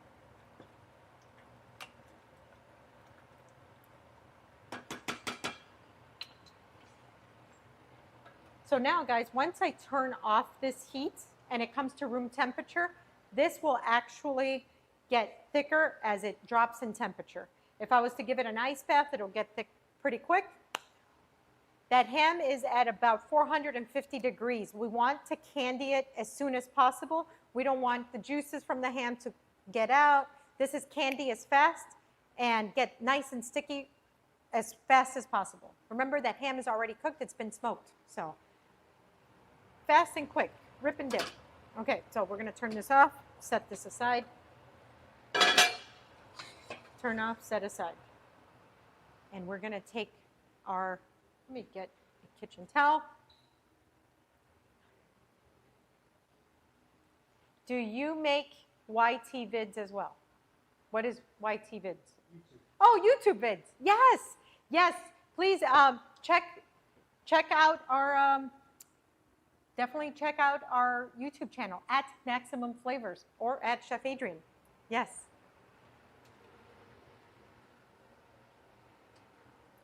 Okay, let's go. Let's see what we have going on here. Dun, dun, dun, dun. Oops, oops, oops, oops. Okay. Where is my baster? This sauce is gorgeous. Remember, this is not a whole turkey, guys. This is a turkey breast, okay? Let's see if I can get it this way. Yeah, here we go. Here we go. All right. So what I'm going to do here is get the sauce, whatever sauce I can get out of here. No, I have a better idea. Would you be so kind to get me this plate out of here? That one with the little, yeah. So the natural juices that came out of here, I'm going to put this over, but I'm going to save this. I'm going to start reserving this for when I carve this up. Oh, yeah. So the herb butter that I made here was basically a Cajun butter. So garlic, thyme, Cajun seasoning. Yep, this is perfect. Cajun seasoning. Okay. Oregano, my favorite hot sauce. I whipped it with, you know, a good quality butter. And that's what I put on the bottom with mirepoix. Mirepoix is carrots, celery, onion. Oh, look, I have such, since your streams are so high, maybe you can upload your streams. Thank you so much. Thank you. Oh, let's get a picture. Yes.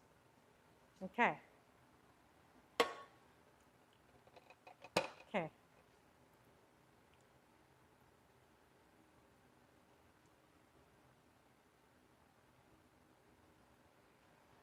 Okay. Woo.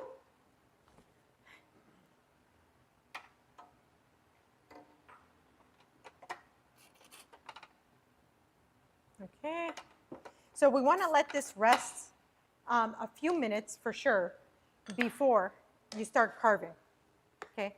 And there's a reason for that. If I start carving immediately out of the oven, like immediately right out of the oven, I'm going to just take out all of the juices out of here. You see this? I sat it on a bunch of bacon. That is a gorgeous turkey breast. There you go.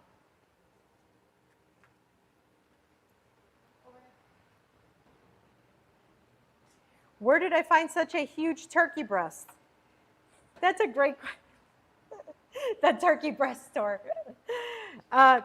You know, it's funny because we actually, one of our purveyors from the restaurant gave this to us for, we just finished up a Friendsgiving chef's table over at the restaurant. And he had, like, from his farm, wherever the contact is, they raise these turkeys, you know, and then comes Thanksgiving time, here you go. But these are farm-raised turkeys. So it's not like, it doesn't come from one of these, what do you call those, plants, that they're just, all right, get born and then they're hacked, right? Okay, so I'm going to put this on here for carving.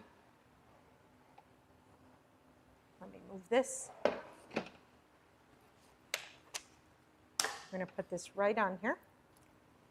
And I'm going to go to the sink so that I can reserve my sauce.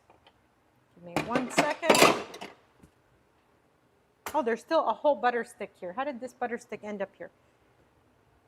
Okay. Let's try and get this in here without it falling. Don't fall, don't fall. It's falling. It's falling. Okay. Now, let's do this. I was gonna offer some help. What I would need help with is I have a slicer. Actually, let me check if I have it here. My electric slicer. Chad, Oh, should I here take it a is. bite of this? Oh, vertical frame? Can you connect this for me? Connect what? Electric. Oh, sure. Like, Yes. Oh, vertical. Yes. Look. Look at this. You see how that's working? Can you guys smell that in here? Doesn't it smell a little barbecue-ish? it does smell barbecue-ish. It's like, That's because the ham is smoked. yeah. How'd you do that in an oven? Here we go. How did you do that in an oven? What's a real one is many people don't click on vids after seeing, yeah, generate an image. 6, 7. Here we go. So now we take our Did you? Oh, am I went going to under. knock this down? Oh, you gotta go over that far? Yeah, I need Okay, room here. Heard. Here, go under, Go under. pull it, Okay. pass Thank here. you. Thank you. Let's move this forward if we can, because I'm gonna. I'm gonna have to do Sorry. one of these.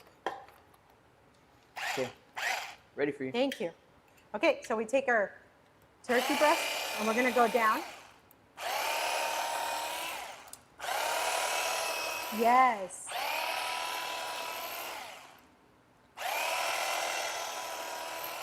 Okay. I have to try that. I have to see what all this hype is about this dry brine. Okay. Okay, I will say this texture is pretty good.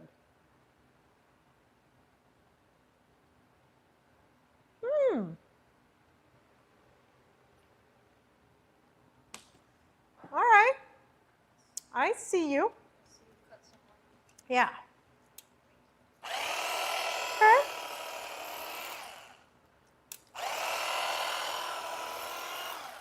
Juicy. Very soft.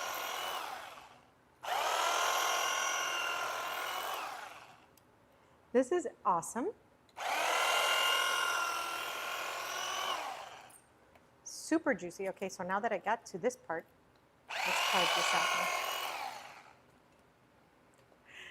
Oh my gosh. So is that a kitchen chainsaw? Yes. No way.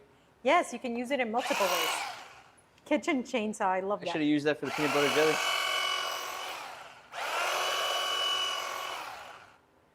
Wow. Can you guys see the juiciness on this? Look at this. Look, get real close here. Look, I'm going to press it down. Look at that. This is juicy. This is fantastic. Like, fantastic. Like,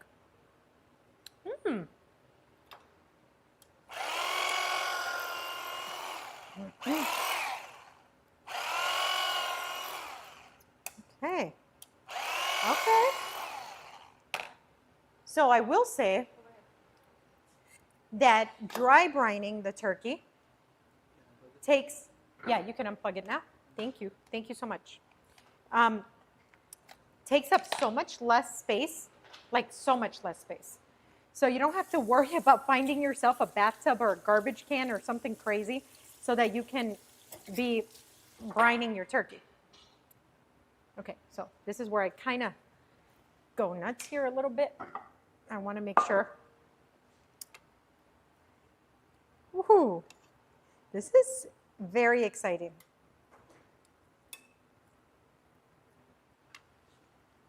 Okay. Does it smell great, right? Oh my gosh. Guys, This is the move.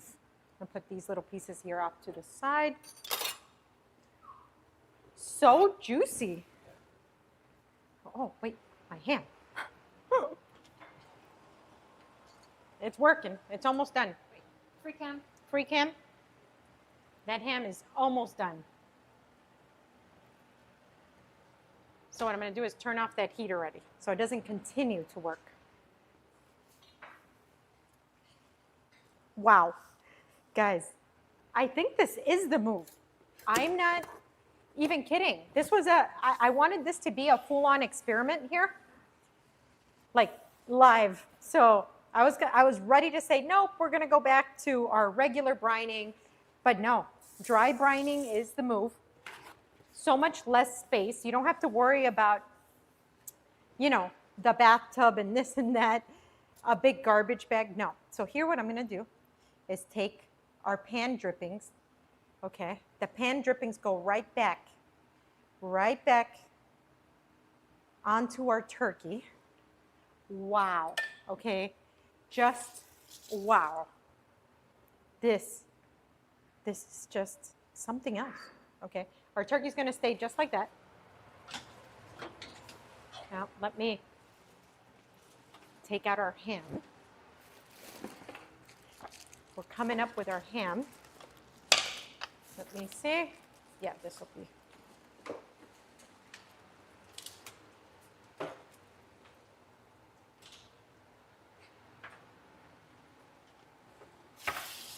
Oh, let's go.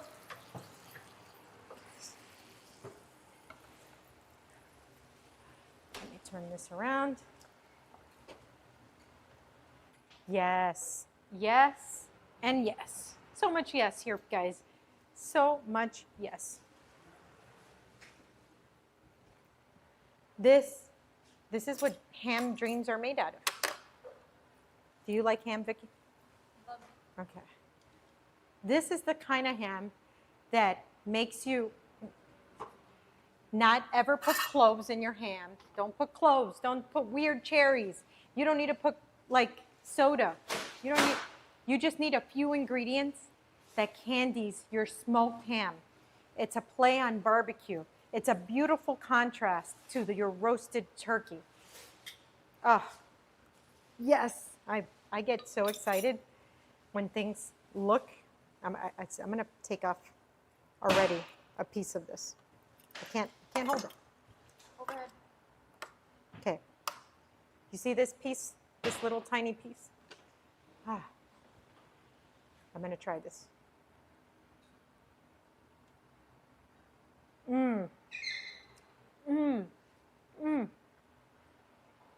Wow. Ah. This is a maximum flavor honey baked ham. There's even crunch because it candied. Remember I was talking about how the different sweets caramelize at different temperatures? So you have the brown sugar, the honey, and the maple. One of those three created a crunch. Okay, who wants to try the ham? I'll come try the ham. I feel like it's unfair because you tell me you don't like sweet things. No, I dabble. Is now what? Oh, new follower. Thank you. Catastrophe HXX. Thank you. I Appreciate it. love that you know how to pronounce these things. Okay, you need to try I this. think it's like a play on catastrophic. You know what's not a catastrophe? This ham. This ham smells and looks amazing. Oh my gosh. Oh, Sorry. isn't it? This is good. That's happiness. That's pure joy. Pure joy on a plate. Yes. I tell you guys, this is my Super Bowl. Catastrophic says, I found another chef. Oh. Okay, welcome in. Okay, Wait, can I try this? of course. Not that. Duh. Okay. I'll tell you which one I'm reaching for. Okay, I was going to give you a slice. Go ahead. No, I mean, like, after you give me the slice, I'll tell you which one I'd rather go for, No, like, reach for. I'd rather you get the Oh. one that you want. Oh, Okay, this one. go ahead. I want you to pull it off. So I want you to see. You saw how tender that was? Yeah, yeah. Okay, that's.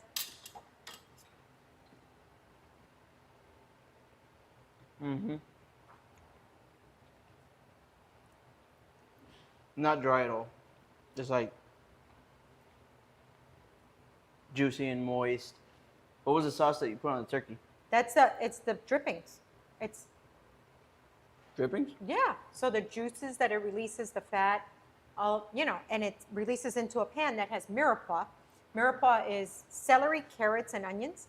So it kind of steeps in there for a couple of hours. It marries together. Now we're putting it over the top. Mm-hmm. I think if I'm reaching for one, and I'm not one to go, you know me, I'm not one to go for sweets. I'm reaching for that. Okay. Just because there's so much going on there with the sauce and everything. It's just so, it's sweet, it's salty, it's like everything that you want. But like as your main, like that's good for like little slices. This is a good main, like this with the stuffing. I can I'm seeing the vision. You're seeing the vision? I'm seeing the vision. If you guys don't know or weren't here, we did a stuffing like 2 streams ago. No way you made it! No way you made it! Oh my God, I've been dreaming about this stuffing. So, real talk here. So. Can I mix it in? Yes, go ahead. Let me get you a spoon. So the funny thing here is that my family would not allow me to roast turkey and ham, okay, without making the stuffing. That's facts. So early this morning, before you guys even got here, I was making stuffing. Oh my God, look at this. What is this? Because we're going to eat this after. I want to get like a little bit of everything. Right? But yeah. This is, I told you it's my Super Bowl. I wasn't kidding. Yeah. Yeah, I'm telling you. Just this alone. If somebody serves me this, that's it. I'm happy. Invite me over for Thanksgiving, but please make this. Like, okay.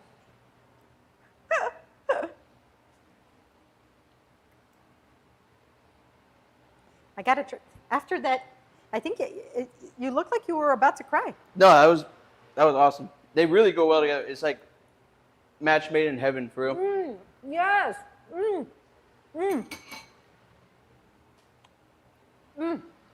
It's too good. It's too good. Okay. So, guys, dry brine your turkey. Okay. Now that I've tried it, I have to say, yes, so much easier. Same great flavor. It's juicy. It's so delicious. It's super tender. Look, let me just rip apart a slice. This is a pretty thick slice, okay? And I just want overhead, if you don't mind. It just rips apart. Like, this is super juicy, super soft. Like, turkey, especially turkey breast, it's very lean. It's like the most lean, so it can be tough, right? This is juicy. It's delicious. This ham is ridiculous. Like, it's just ridiculous, okay? It's candied. It's smoky. It's perfect, okay? I'm going to have one more piece because this is going to get away from me. Oh, yeah.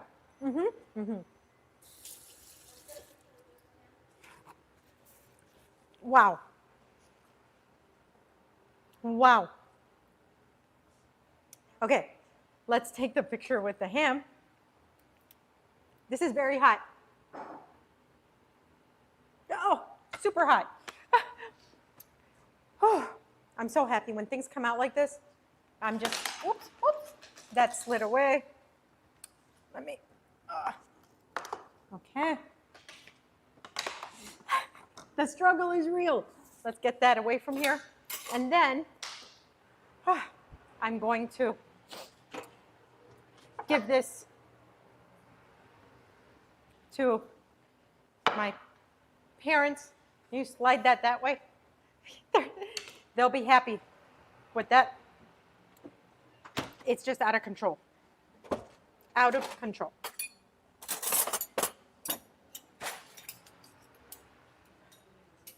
Okay, there is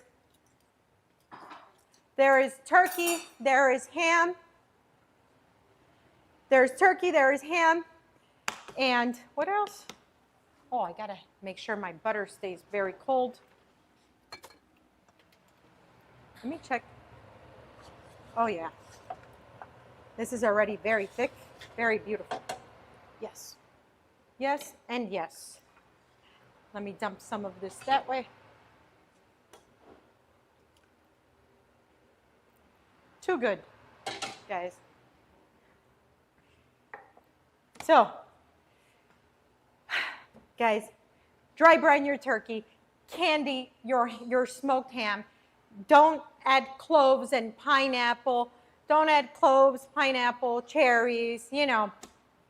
And then just use your pan drippings to dress your turkey after. On our channel, you're going to get my recipe for our cornbread and andouille sausage. Here's the cranberry sauce, guys. Here we go. For my cornbread and andouille sausage stuffing, it's really dressing because stuffing is when it goes inside the bird. Dressing is when it's beside the bird, right? So make it. You're going to take your Thanksgiving to the 10th degree. I got to tell you. Also on our channel or on our page, is it channel or page? What do you call it? Either or. You're going to see videos for the ultimate Thanksgiving sides. We did mac and cheese. We did green bean casserole, sweet potato casserole, mashed potatoes. Now we did cranberry sauce. We got that stuffing. So look up the videos for the ultimate Thanksgiving spread. Today we did turkey breast and our honey baked ham. Of course, all of these are done maximum flavor style. So like blow the socks off your guests. Let this be the Thanksgiving they talk about for years to come. I'm your secret weapon, guys. You know, I'm your secret weapon. So what do we have coming up, guys? I'm extremely excited, but mainly because I'm like, I guess filled with euphoria from trying that turkey and that ham. Yeah, that's. Isn't that happiness? Definitely. Like happiness on a plate? We are a little bit ahead of schedule, I'd say. Okay. Well, so we're gonna kind of, we had something planned, but we're gonna kind of freelance it right now. Okay. We have another idea we're gonna pivot towards. We are going to be playing a game that it's gonna take me a couple minutes to set up. So take your time, interact with chat, and I'll set it up real quick. Okay. Well, I'm gonna need your help With taking that bowl of dry peppers. I mean, dry peppers. I'm looking at my Fresno chili pepper jar. No, I'm flour, my dry ingredients, because I'm going to show everybody how to make also the ultimate buttermilk biscuits later on. So, you know, biscuits, guys. Let's talk about biscuits. Do you guys, are you like big on biscuits for Thanksgiving, or are you like, let's save room for everything else and let's not, you know, let's not really pay attention to biscuits? What are you? Where do you land on the biscuit realm? Let me know. I'm very, very curious.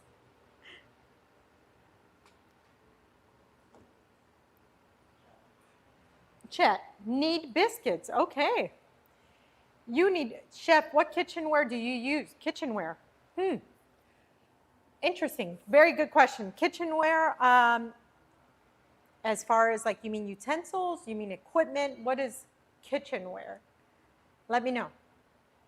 But I'm a fan of Wolf, Viking, as far as like like my equipment and brands. I'm not like specific on brands. I'm specific to the functionality of many different brands. So I go, for X, I go to this brand. For Y, I go to this brand. And for Z, I go to this brand. Everybody kind of has their niche and where they excel at. So I hope that kind of helps. But I do know that for my pots and pans, I use Caraway because they're non-toxic and they're non-stick. So two things that work together and are really amazing. So if I can spend less time scrubbing and cleaning, and I'm going to be a fan. And if it's non-toxic for me, I'm an even bigger fan. So I had really, a couple years ago, a bunch of years ago, I redid all of my pots and pans to make sure they were stainless steel. but stainless steel sticks, right? So you're scrubbing forever and ever and ever until Caraway came along with these beautiful pots and pans with really great heat distribution, like really great heat distribution. Doesn't stick, crust your food spectacularly. So just over the top wonderful. Which, let me see. I'm going to show you another trick while we're waiting here. This is my dirty pan. Can I get overhead? We're going to see how long it takes me to, I crusted the chicken in here, okay? This would take so long to clean, right? So I'm going to, let's see how long it does take, right? I'm going to fill this up with water, because this is like another chef hack. If you've got crust on any pans, and this is for any pans, guys, you just put water in your pan and bring it to a boil, and it's going to release whatever's stuck in your pan, okay? So if your pans got cold, came to room temperature, et cetera, all you have to do is bring some water to a boil. And if you wanted to get extra, what you do is throw a splash of white vinegar in there. Okay. The vinegar will actually loosen up everything that's, you know, like make it quicker, loosen up everything that kind of caramelized onto the pan. What's the pet's role during Thanksgiving? Table beggar or kitchen supervisor? Christopher and Benjamin, that's my golden retriever and my corgi. I don't give them food from the table because then I feel like I'm going to make them suffer always. We're always around the kitchen table, so then they're always going to be begging. So I think they're like supervisors. Yeah, that's funny. That's cute. So while this comes to a boil, I could actually use my wooden spoon and kind of nudge this along by scraping here. Okay, scrape, scrape. Okay. Okay, so we're about 2 minutes or so in, I think not even. Let's see how long it takes. This is for me.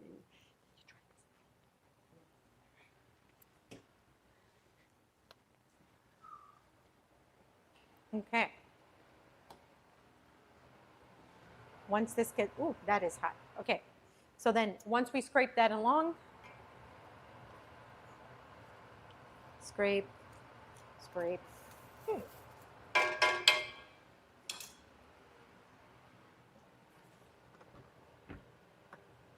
So whatever tricks you can use that prevent you from having to use your own elbow grease, to me, it's a win, right?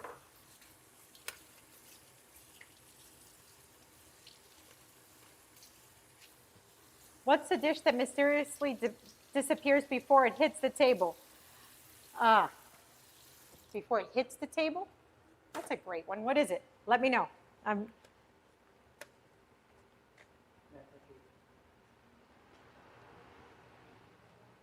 I want to know. Okay.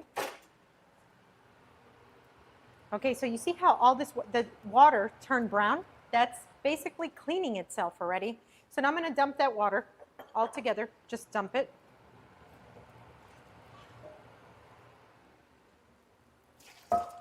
And now I need a timer. Or I could just really count. It's not a big deal. What timer do you need? Like countdown. I want to see how long it takes me to clean this pan.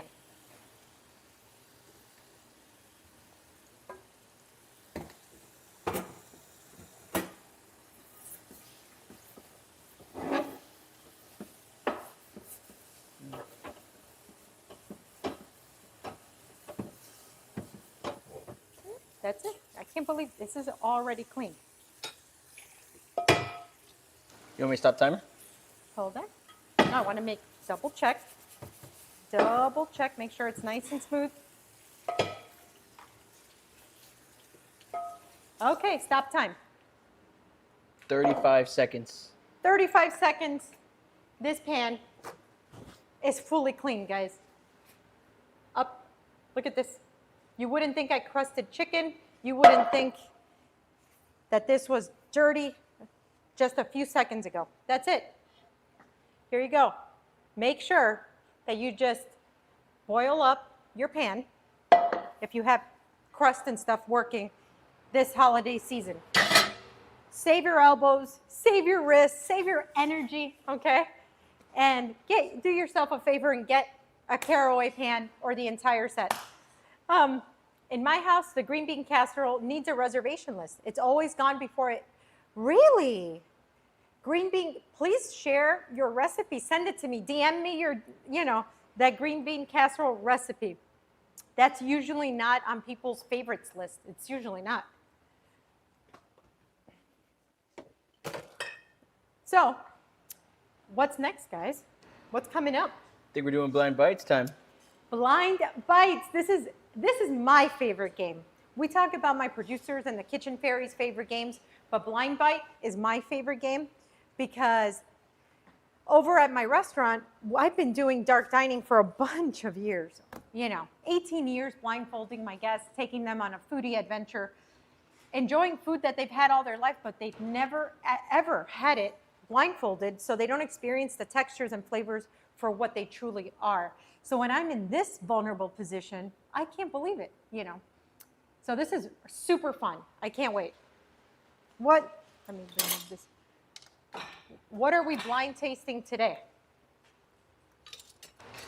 Today we are going to be blind tasting burgers from different national food chains. Burgers from different national food chains. As if I couldn't love this anymore. You guys got to be kidding me. Are going to need a blindfold, my friend. Yeah, I need a blindfold. Ah, my favorite blindfold.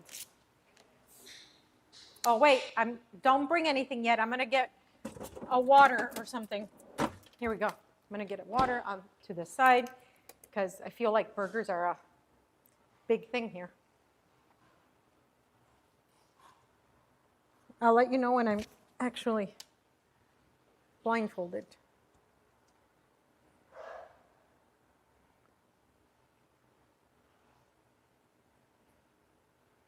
Okay, I am blindfolded now. I think we're just about ready for you. Am I centered? Move a smidge to your left. There you go. Now you're centered. So,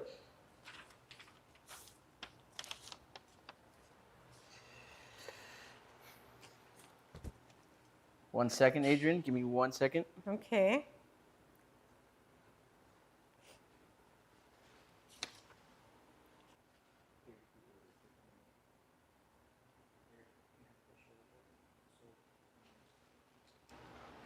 Okay, so we got 6 burgers, 6 different chains. Here we go. Are you ready? So we're gonna give them to you wrapped, so then you can, identify the wrapping and then unwrap them yourself. I'm sure you can do that blindfolded. Do you think you can? So I'm tasting 6 different burgers from 6 different chains blindfolded, right? Yes. Okay. Here we go. Number 1. Are you ready? Let's go. I'm ready. Putting it in your hands. Oh, I didn't see your hands. Oh.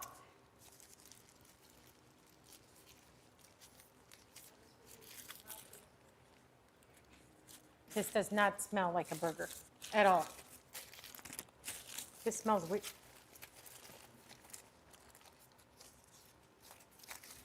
Wait, that's not a burger? This is not a burger? No, they're capping you. They're What are they trolling doing? you. They're trolling me? They're What trolling is you. It's this? actually a burger. Also, she can't see chat. Don't worry, I'll talk to chat. Okay. This is not a burger? It is a burger. Okay. You have to identify what it is.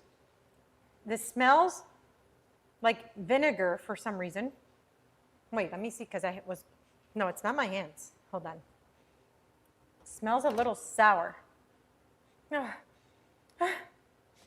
I don't smell any meat whatsoever. Is this a veggie burger? No. No? There's sesame seeds on this bun because I feel them. Mm-hmm. Okay.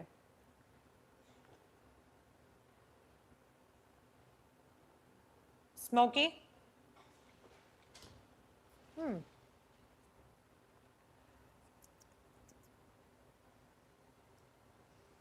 This is Burger King. Wow. How did you get that? The flavor, it's that flame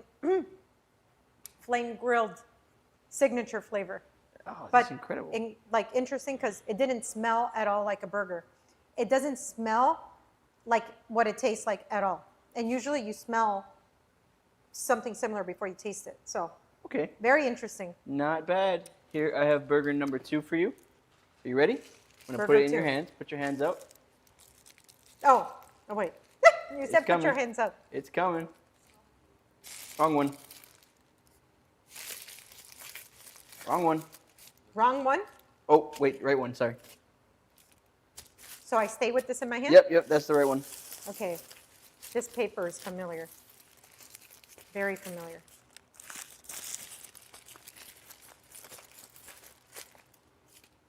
This is heavier than the first one. Smooth bread, so there's no sesame seeds on it.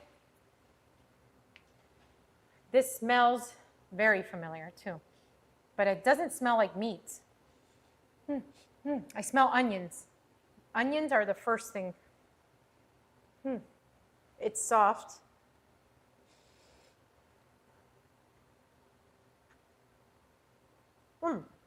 This is McDonald's. So easy. You can tell by the bread and everything, can't you? Yeah. The cheese. Well, I can't tell if there's cheese in here. Oh, This is a cheeseburger or hamburger? cheeseburger. Okay. Well, I couldn't tell about, but the little onions that are in a cheeseburger is a full giveaway. What was the rating on this one? I can't rate these yet. Okay. No. But that was familiar. Here we go. Hands out. Let's get ready for the next Oh. one.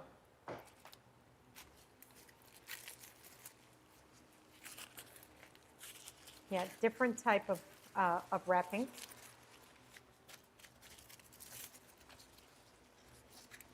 Oh, this seems like real bread texture. This one smells like meat, like there's meat here. Oh, this is a square patty. I know this one. This is a square patty. It's pretty good. How funny.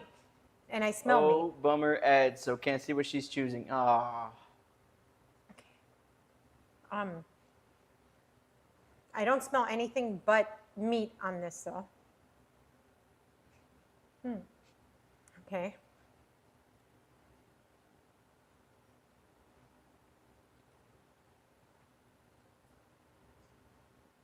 And I don't taste anything but meat on this. Is this just bread and meat? No, Yes. it's definitely This a is bread burger. and- This is. I need water. Is Help her.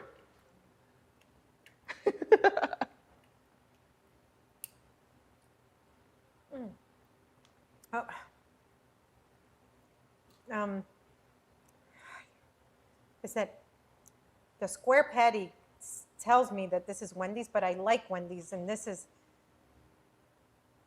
just doesn't have anything else.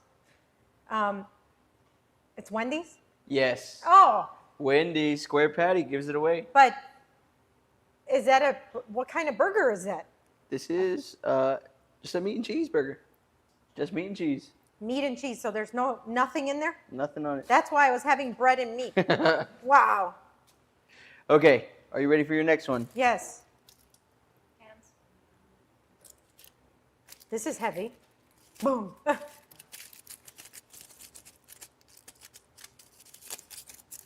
Aluminum foil. This is a heavy burger. Are you guys giving me doubles or something? Is this big? This is big. Sesame on the bun because it feels like the first one. Lots of meat here. I smell lettuce, like fresh lettuce. I can even smell cheese. Yes, and is there tomato in here? I smell lettuce for sure. I could smell gardening stuff, fresh produce in here.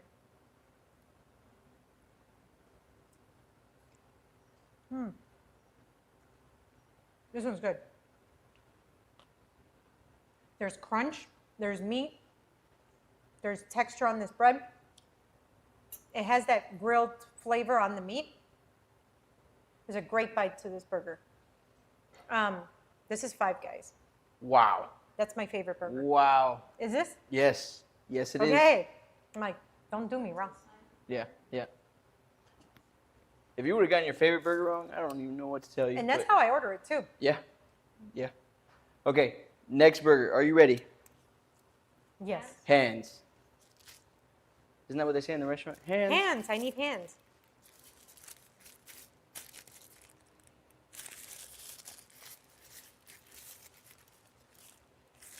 Paper. A little heavier than the. This is weird. This is like a Kaiser bun. This is not a smooth bun, and it's thick. It's a lot of bread here. I do smell meat though.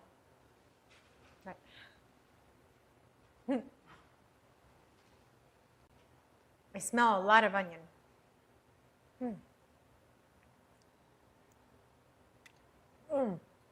Too much bread. Way too much bread? Mm-hmm. How's the bread taste though? The bread is on the sweeter side. That's what I was thinking. It looks sweeter. I've never had this burger. It's not one I've ever had either. I don't know what this is.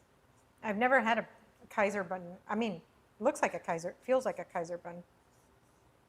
Because it's not smooth. And there's no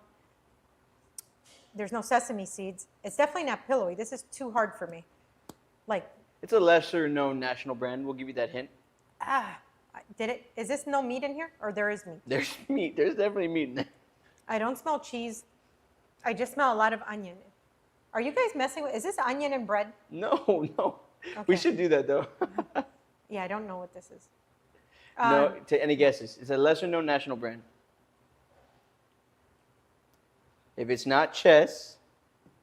If it's not Chess, it's Checkers? Yes. Oh, but There's the hint. okay. That was the final hint. Okay. Never had a Checkers burger? Have you ever I had one? have, but not many years ago, and not that. Yeah, It wasn't this. I don't know. It's not too memorable for me. Yeah. Okay, final burger. We Final finally got burger. you with one wrong. You got me. Yeah. But final burger. Are you ready? Okay, I'm ready. Hands.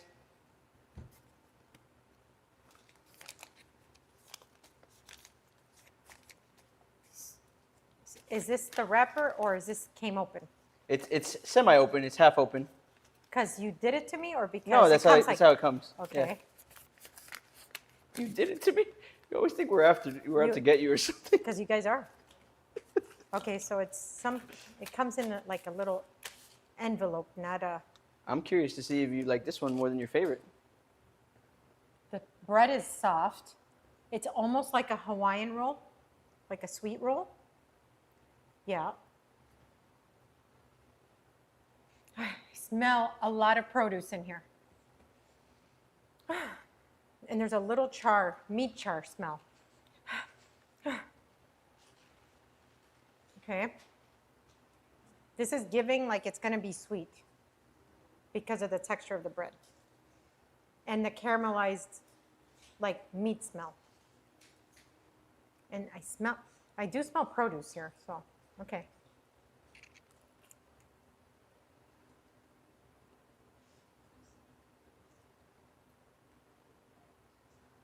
Number two. Number two, behind Five Guys. Yeah, Why? What's wrong with it? there's nothing wrong, it's just number two. Oh. I like the meaty flavor from Five Guys more. I can't taste any character in the actual burger patty here. Mm-hmm. It dissipates or disappears completely as I'm biting through the bread and the produce. There's a good sauce in here though. I can appreciate the pickle, but I feel like Five Guys just has a more balanced real burger feel. Like Yeah. this definitely. is more. This tastes more like a fast food burger, where Five Guys tastes like a real burger. I've actually never had this one, so it's a recently popped up more national brand. So Yeah, I don't know what. Hold on. Recently, it's new. I mean, I only started hearing about it within the last year. Skinny Louie's, No, Shake Shack. what's Shake Shack? No. Wait a minute. Yes. Skinny Louie's. Wait, Shake Shack? Yeah, it's Shake Shack. Oh, okay. I'm tripping. Oh Okay. my god. Shake Shack. The sauce. Shake Shack. Okay. You threw me off. I was going to say Shake I Shack, was but when you said it's a recent one, I'm so like, confused. Shake We Shack have- has been around forever. We have a graphic up there, and it has no names. Like it's Oh. just a burger because that's their logo. And I was like, what is that? Okay. Okay, So, Shake Shack. so my number one is still Five Guys. It's the most balanced burger out there, in my opinion. Mm-hmm. You taste the meat.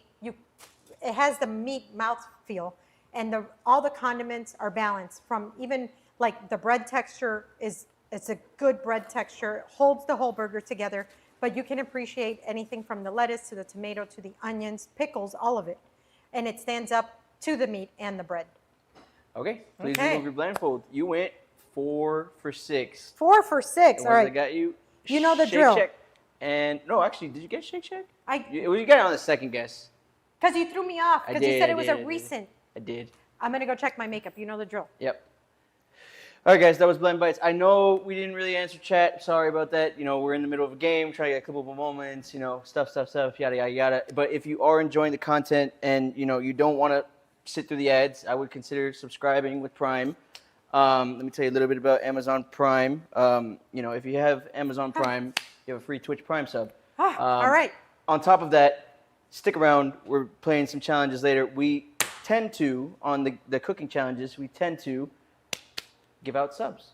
So if you're one of the lucky ones, you stick around for it and you're here for it, you might be one of the people that get a sub from us. So, you know, stick around, stay for the content, and you ready to get to it? I'm ready. What do we do? Whew.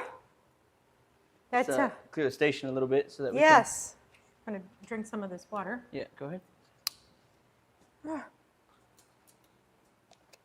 You know, you guys with these blind bites are fine tuning my palate, where I used to like. I'm gonna be even more discerning now, of whatever. Makeup is on point. Thank you. Thank you, Princess D. Oh yeah. Okay, let's do this. I'm ready. Okay, so Yes. if we could go overhead for just a moment. Here we have our play on Wheel of Fortune. Okay. So we are going to be playing our version. You can go back to main, please. We are going to be playing our version. Move over. You're not giving me any space. Which way am I? You guys like, go all day to tell me to stay in frame. But now we're Okay, two go different ahead. people. Well, we can come over a little bit. Okay, there we go. Anyways, we're going to be playing our version of Wheel of Fortune. So let's get the graphic up on the stream so people can see. Perfect. Okay. So let's show it on our screen too, please. Sorry, chat, if we're not sticking around. Now you're not going to want to do a slideshow here. Appreciate you. Can you see from there? Yeah. You can? All Yeah. right. So, So yeah. just making sure we're all good. Okay, so we're going to be playing our version of Wheel of Fortune. Okay. So you are going to have to decipher this puzzle. The topic is Southern Charm, and as always, we give you a K, an R, a U, and an H. Okay. So you are going to guess a letter. If the letter's in the word, then we'll reveal more of the letters, obviously. And if the letter's not in the word, we are spinning the wheel. Can you go back to overhead? When you spin the wheel, we have an array of different handicaps and or things that we are going to be giving to our community. So right here, if you land on one sub, we're gifting away one sub to your community. Sorry, this one, gift one sub. If you land on gift one sub, we are gifting one sub to your community. We could also give 5 subs. Or for every sub that we get, we're going to do a standing ovation for you. Okay. And what a standing ovation means is that you are not allowed to cook or move on until our standing ovation is done. So everybody here in the studio is going to be clapping it up for you, and you are not allowed. All you can do is clap, wave, and bow until the standing ovation is done.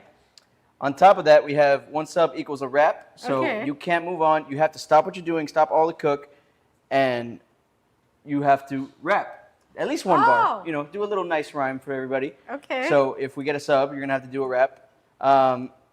Plate for 3. Producer Pictionary. We are gonna have to get boards for that. Can you get boards for me, Vicky, please? Yeah.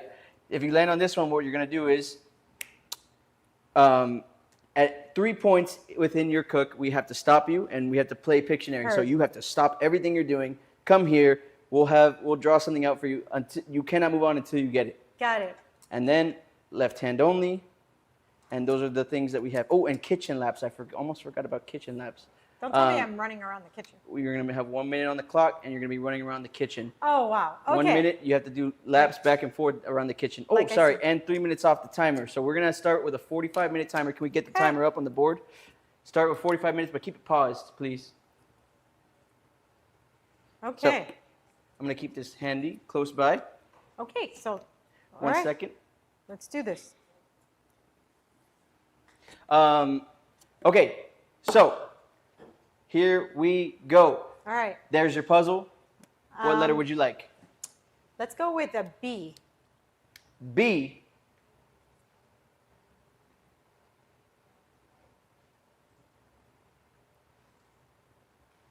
B is up there. Oh. Huh. Okay. Let's go with an I. I. Do we have an I? There we go. Second letter of the second word. And Wait. the second to last. Wait. Oh, so there's 2 I's in this word. 2 I's in the second word. Okay, what word? So, and the theme is Southern Charm. Mm-hmm. So what word? Yeah, vowels might be the play. Vowels.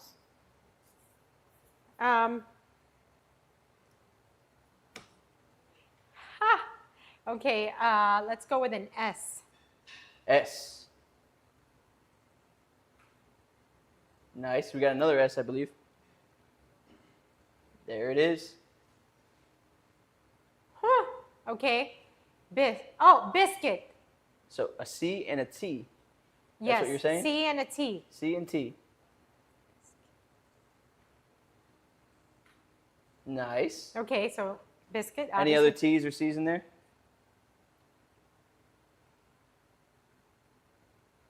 Should be the third word, first letter. There should be. So then E after that, because the TH is.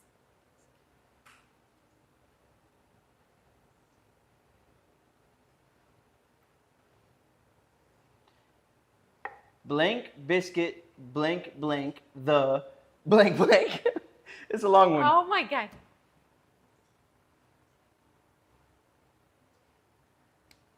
Okay, H.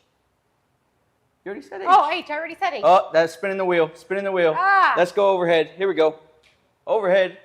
Look, he forgot the E on the. Look, do you see? No. Spin that wheel. No, I can't because. Spin that look, wheel. Spin that wheel. I'll spin it for you. How many E's were we missing? He was still putting E's. That would have helped me. How many more E's are in here? Just one. No, there's 2. He just added 2. So that means P. Go back to main. P, because that's keeps. Biscuit. ER. So are you sure that's not her with an H? Where? So ER, there's an ER. So how many words are ER? I don't know. You tell me, Chef. Weren't you a communications major? No. That's weird, that word. It's not P because it could be per, it could be her. But we already gave you an H, so it's not her. You know Yeah. that. So A. A. Let's do A. A, please. And I did P, so it could be a biscuit per day keeps the, because since I said P, so if it's a biscuit per, there should be a P there. Yes, P on the Per. third one. We are not allowed to help her. No, so wait, because we're Oh, we're you missing guys a owe P on me the a third. P. We do owe you a P on the You owe third me a word, P. please. And then let's do a D. Let's do a Y. A biscuit a day keeps the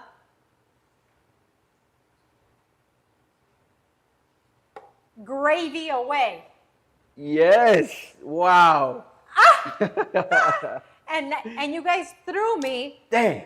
handicaps without spinning the wheel because you were cheating me. We should have given you one for the H. No, because you had already dropped the ball with the P's. We thought. Let's spin the wheel for fun. You, Okay. well, you give us that. Spin the wheel for fun. Let's go overhead real quick. That's a weak spin. Like, you can do a better one. Here, I'll hold Okay. it for you. Hold it. Ready? There you go. 3 minutes off the timer. Okay. So what was supposed to be a 45-minute cook is now going to be a 42-minute cook. Okay. Mm-hmm. You know, this is going to be a tough How one. about this, guys? Here's what we'll do to make it interesting. Chef is too smart at her word puzzles. So for every sub that we get, we'll spin the wheel. So if you think about it like this, you sub one time. Can you go main cam? You sub one time, and then, we could give 5 more subs to the community. Wow. How about that? You Okay, good I with like that. Yes. For every sub we get, we got to stop what we're doing, spin the wheel. Okay. Okay? Let's do it. Let's do it. What are you making today, Chef? What's the recipe? We are going to make black pepper buttermilk biscuits.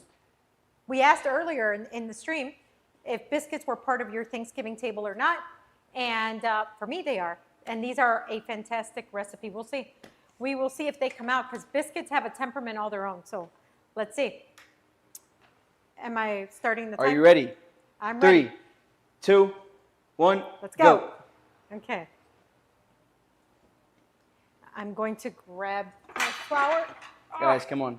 We want to spin this wheel. Please, somebody subscribe so we can spin this wheel and we can make it tough on Chef. Hey, I'm having biscuits and gravy right now. Oh, that's awesome. Oh, That's awesome. That Have you is ever had awesome. these biscuits though? That's what I want to know. okay, so hey, Nikki 510, welcome in.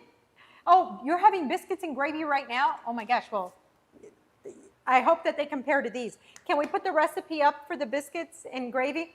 I mean, not biscuits and gravy, black pepper buttermilk biscuits. You're still thinking about the word puzzle, aren't you, Chef? Yes, the ones you guys tried to cheat me out of.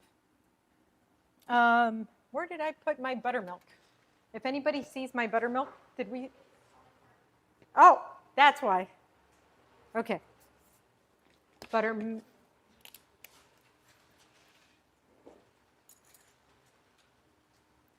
Okay, so let's see. Let's get our ingredients here. Because if we get these lined up correctly, we don't have to waste a lot of time.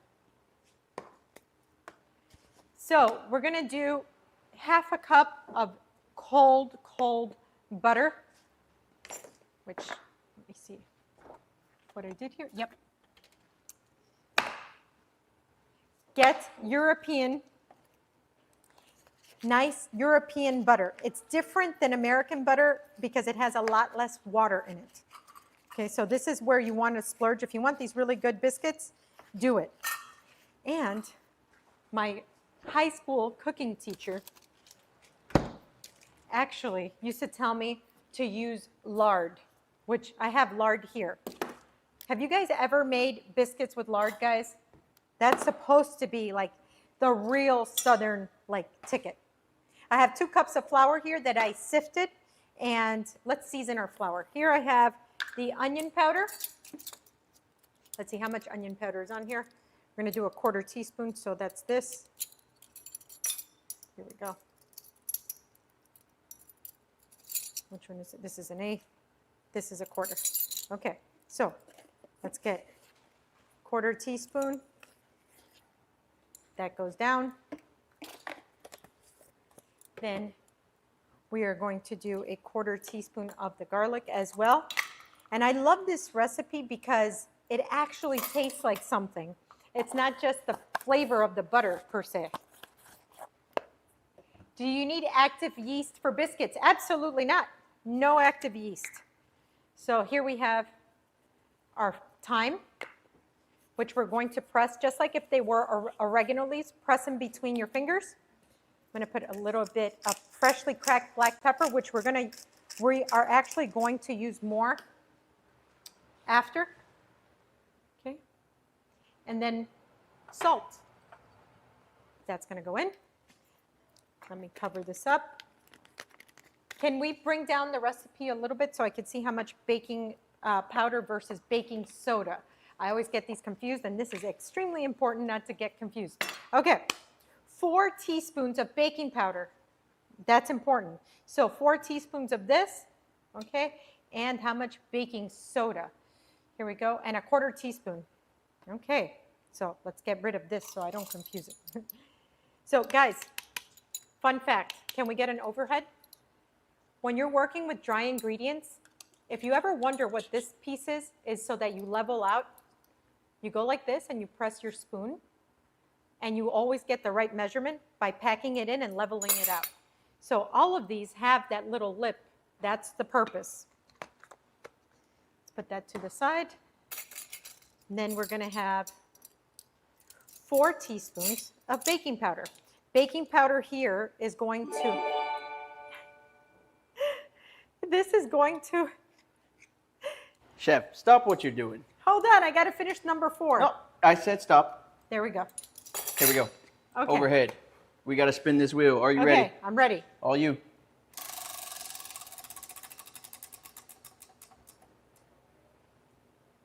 Every sub from now on is a standing ovation. You have to stop what you're doing, and you have to take a standing ovation from everybody in the room. You are not allowed to keep going until the standing ovation is done. Okay. Come Guys, on, you're running my clock. Let's get some subs. You're allowed to go now. You're allowed to go. Okay. Let's get some subs so that we mess with Chef a little bit. Okay, so now I'm going to mix these dry ingredients together. I did need a little more salt in these. Okay.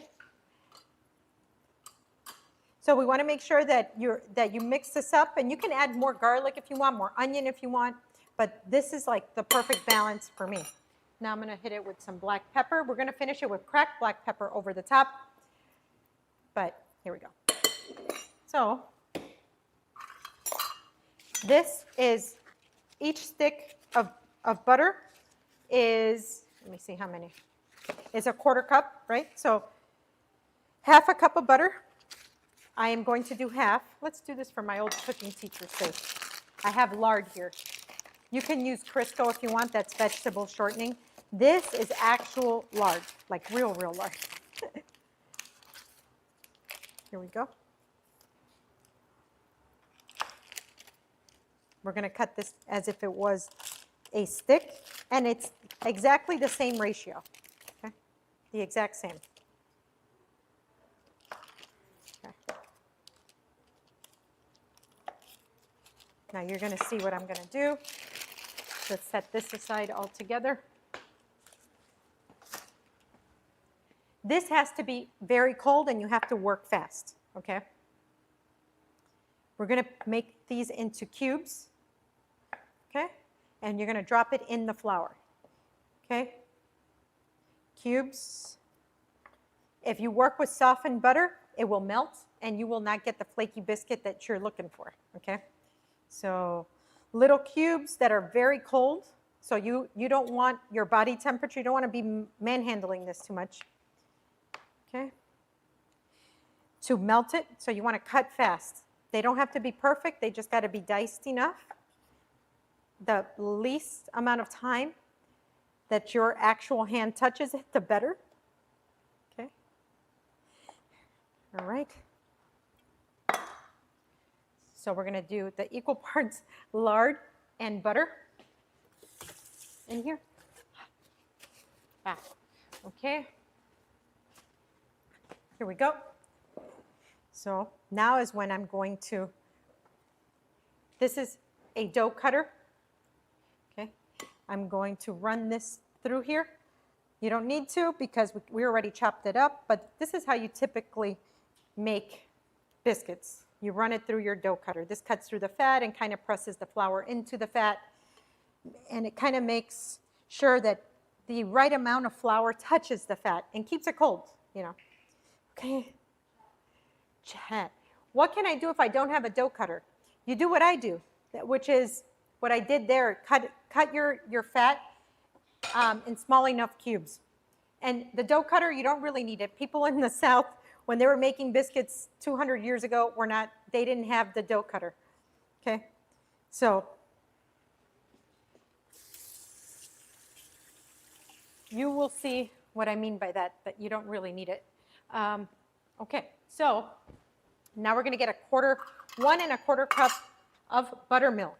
If you don't have buttermilk, 1 cup of whole milk. Okay, let's make sure.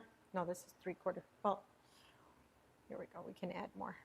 1 whole cup of whole milk with 1 tablespoon of white vinegar makes homemade buttermilk. Let's add that. We can always loosen it up by adding some more. So we take a fork here and we mix this up.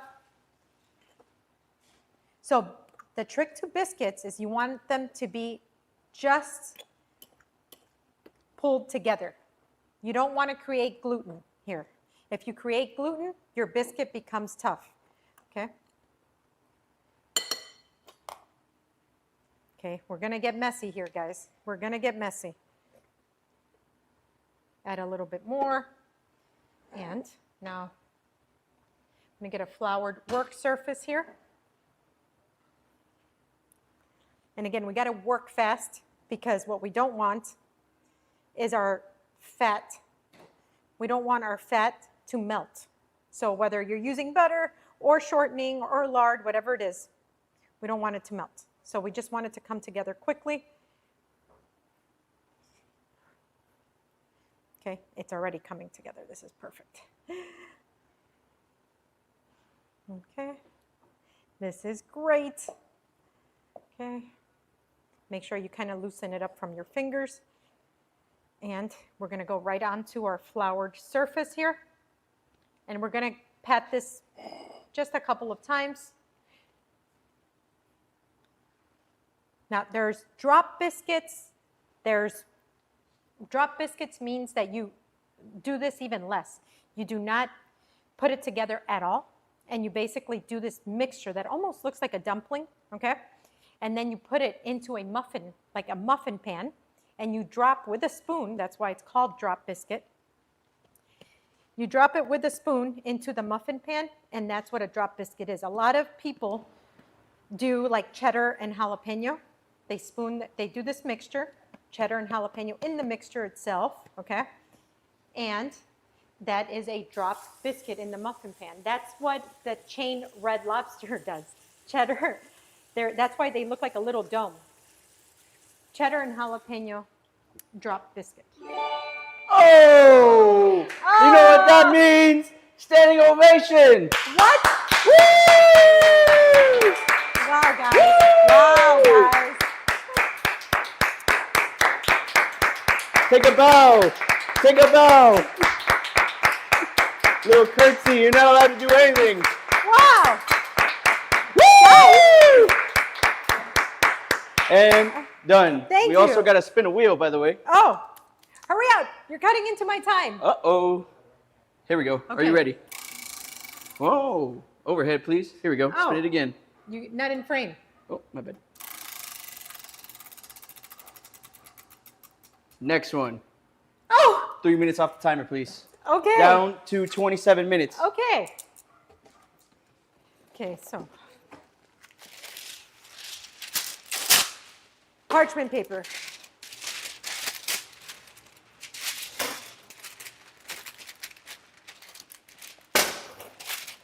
Let me get this out of here.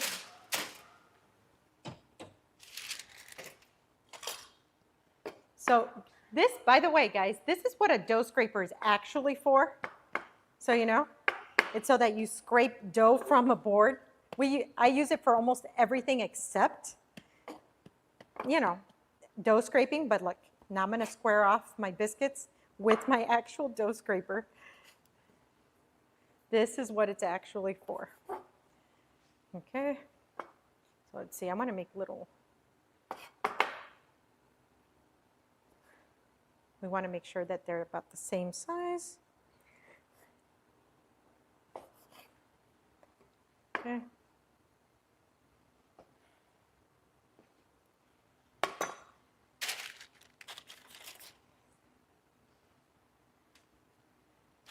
This is our beautiful biscuits.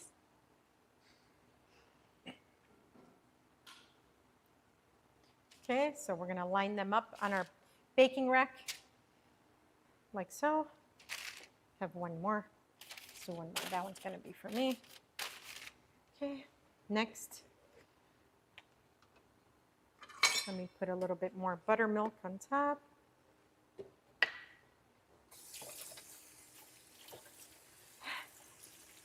Oh, those biscuits and your ham.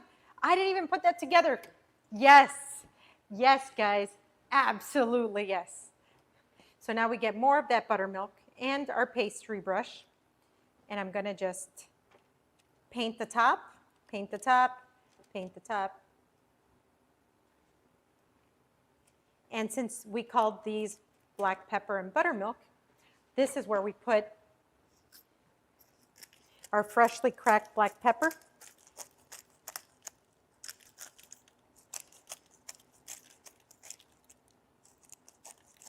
All right, now this is going to go into the oven, high heat, so 400 or higher. I have mine at 400 because it's convection. It's really going to be 425. That's going to go for a few minutes. Whew. And now those are going to work. We have 24 minutes on the clock. I don't know if we're going to make it. I think we will. Let's see. Uh-oh. What? Standing ovation time. Guys. Everybody, you know what to do.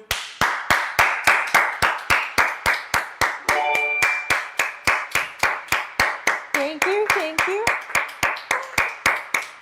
Go, chef, go, chef, go. Okay. Wave to the community. Wow. Say thank you for gifting. Thank you, guys. Okay, we got to spin the wheel. Oh. Here we go. Ready, overhead. Okay. Spinning.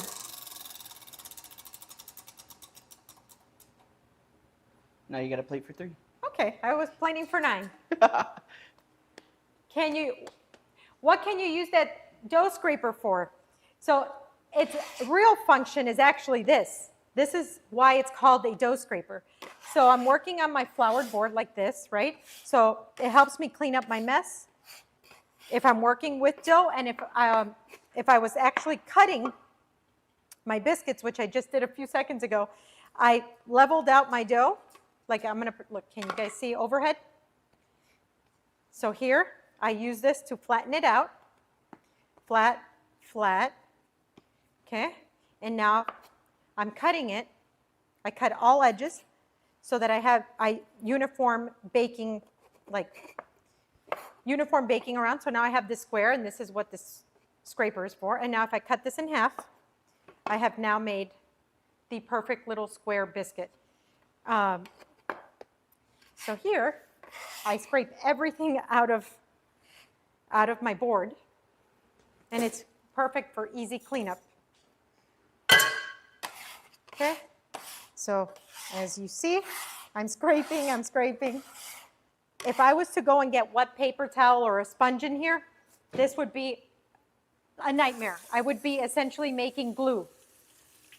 As you know, once you hit water and flour, you're making a paste. I'm lazy. I would have just got that's great.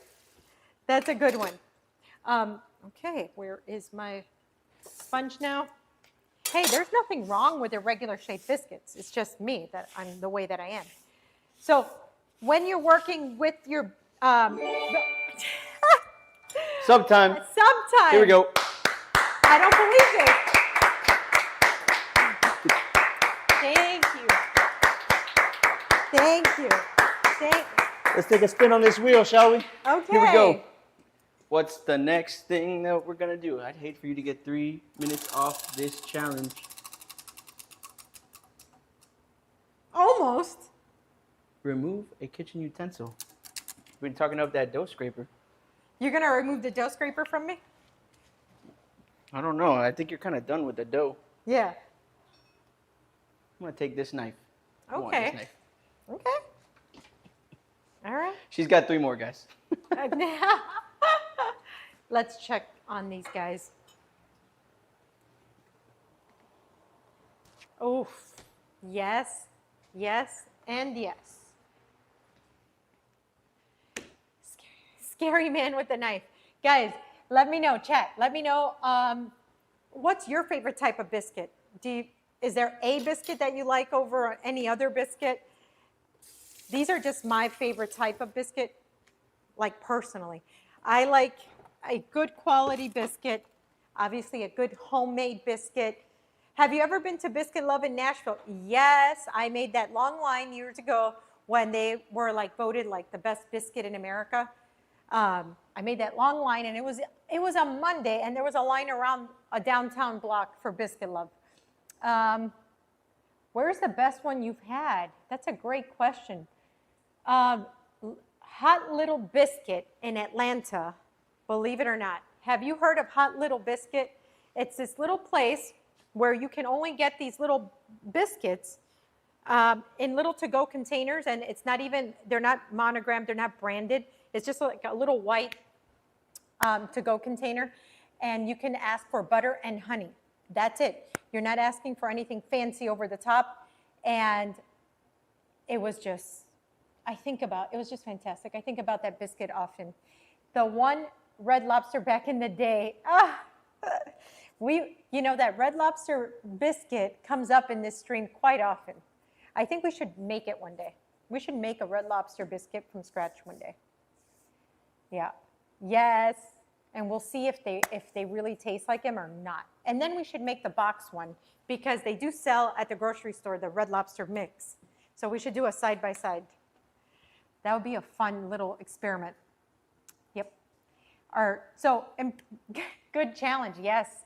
So one important thing when you're making biscuits, guys, is that you never want to use your judgment as far as like, oh, I'm baking, so let me just go at 350 degrees Fahrenheit. Never for biscuits. You want to go high and quick, like if you're searing a steak, high heat. The reason is they sell the Red Lobster biscuit mix, exactly. Yes.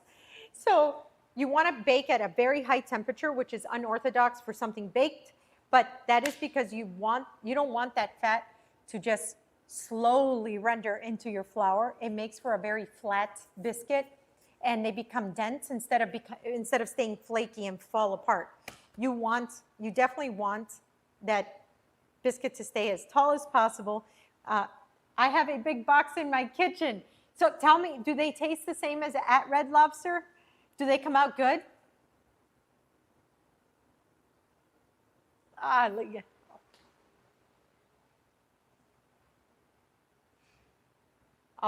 Ooh. Whole wheat, low-fat, lactose-free Swiss cheese, grilled cheese that's cooked in the microwave. Interesting. A grilled cheese cooked in the microwave. I like that. Welcome in, Sensei. Let's check on these guys. Yes, yes, and yes. This is looking good. This is looking great. Where are you tuning in from? Oh, they do. Yes. Now, chat, let me know. Do you guys like biscuits in the morning, or do you like biscuits at night? What part of the day do you find yourself craving biscuits? I don't know. I can never. I know people have biscuits and gravy for breakfast, but the ones in the restaurant always taste better, but not bad. Okay, good to know. I'm going to have to buy that mix and try it. I know people have biscuits and gravy for breakfast all the time, but yeah, late night biscuits for me, exactly. Any time of the day, to be honest, I love that. I just can't have them for breakfast. I can't think of like waking up and having biscuits. I don't know why, but yeah. Are biscuits considered bread? Yes, they're considered a quick bread. So quick breads are all the breads that are not, that you don't need yeast for. So yeast is that leavening agent that makes, you know, bread, like your normal bread that you need, and need with a K, you know, that you work with your hands. So those are not quick breads. Those breads need time to proof and to grow and things like that. Now, breads that you just mix in a bowl quickly, those are called quick breads, and that's like any type of pound cake or like banana bread or any type of like beer bread, biscuits, all of that are called quick breads. Cornbread, those are all called quick breads. They don't need yeast and they don't need leavening time. It's all done with the baking powder. Ooh.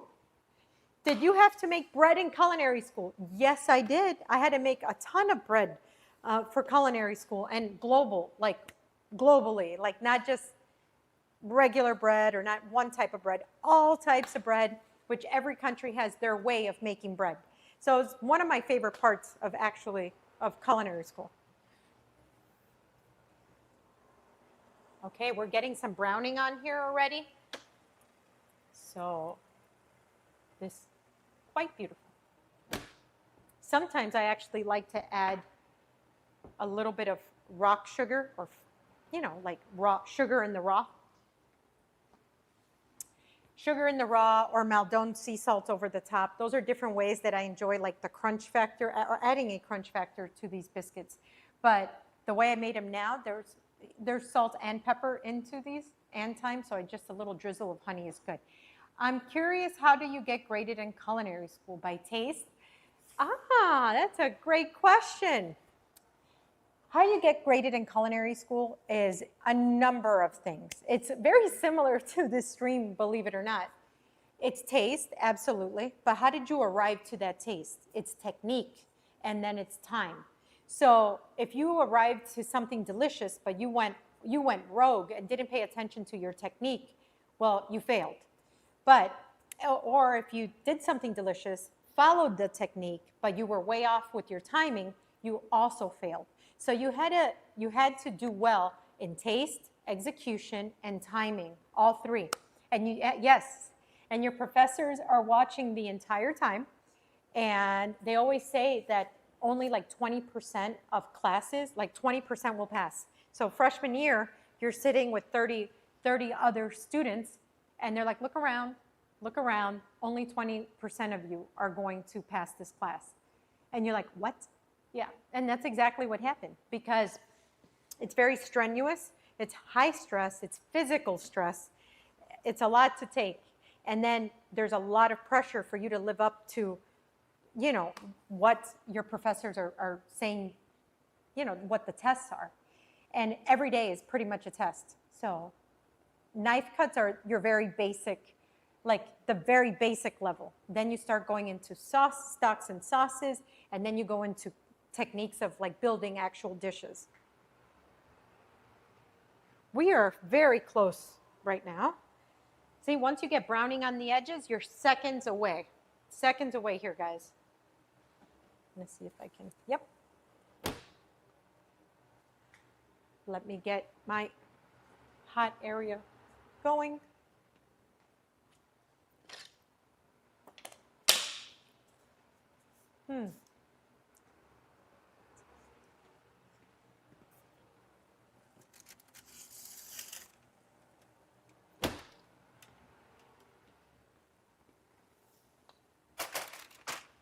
Wow. Guys, can we get close up here with, want them to see these biscuits up close. Wow. Real tight. Eye level. Because you could see the layers. Yes. Wow.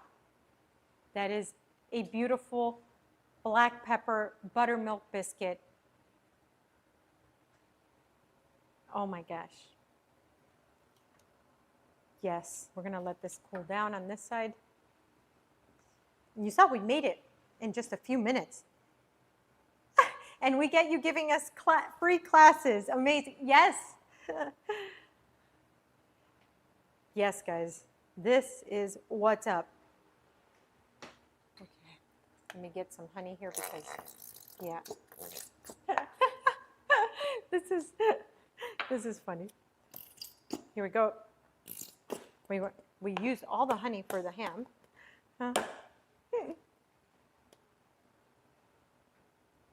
Let me dip this. Oh, look at the layers here. Guys, look at these layers. This is what you want. Oh, yeah. Okay. Let me dip this in that honey. Let's give this a try. And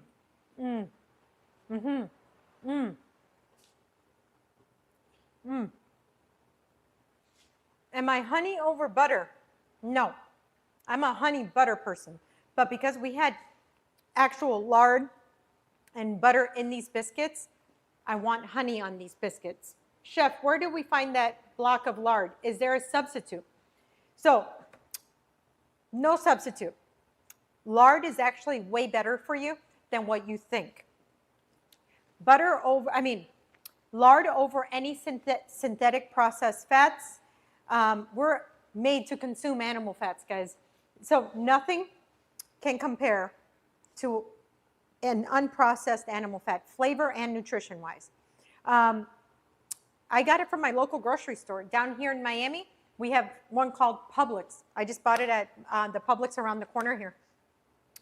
And I did equal parts for this recipe, equal parts lard and unsalted butter, and I did use a European-style butter, and it'll say European-style on there. It has less water. So higher solid fat and lower, it has that lower moisture to it. European butters are they're slightly yellower in color, and that comes from the solids, the fat solids, the milk solids. This is spectacular. Oh, okay. Let me see. Oh, it's weird. Okay. Let me get this one then.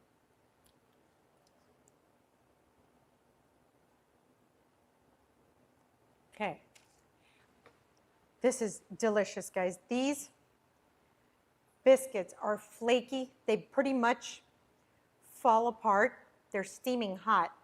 They're so light. Okay, which one of the kitchen fairies wants to try these biscuits? No?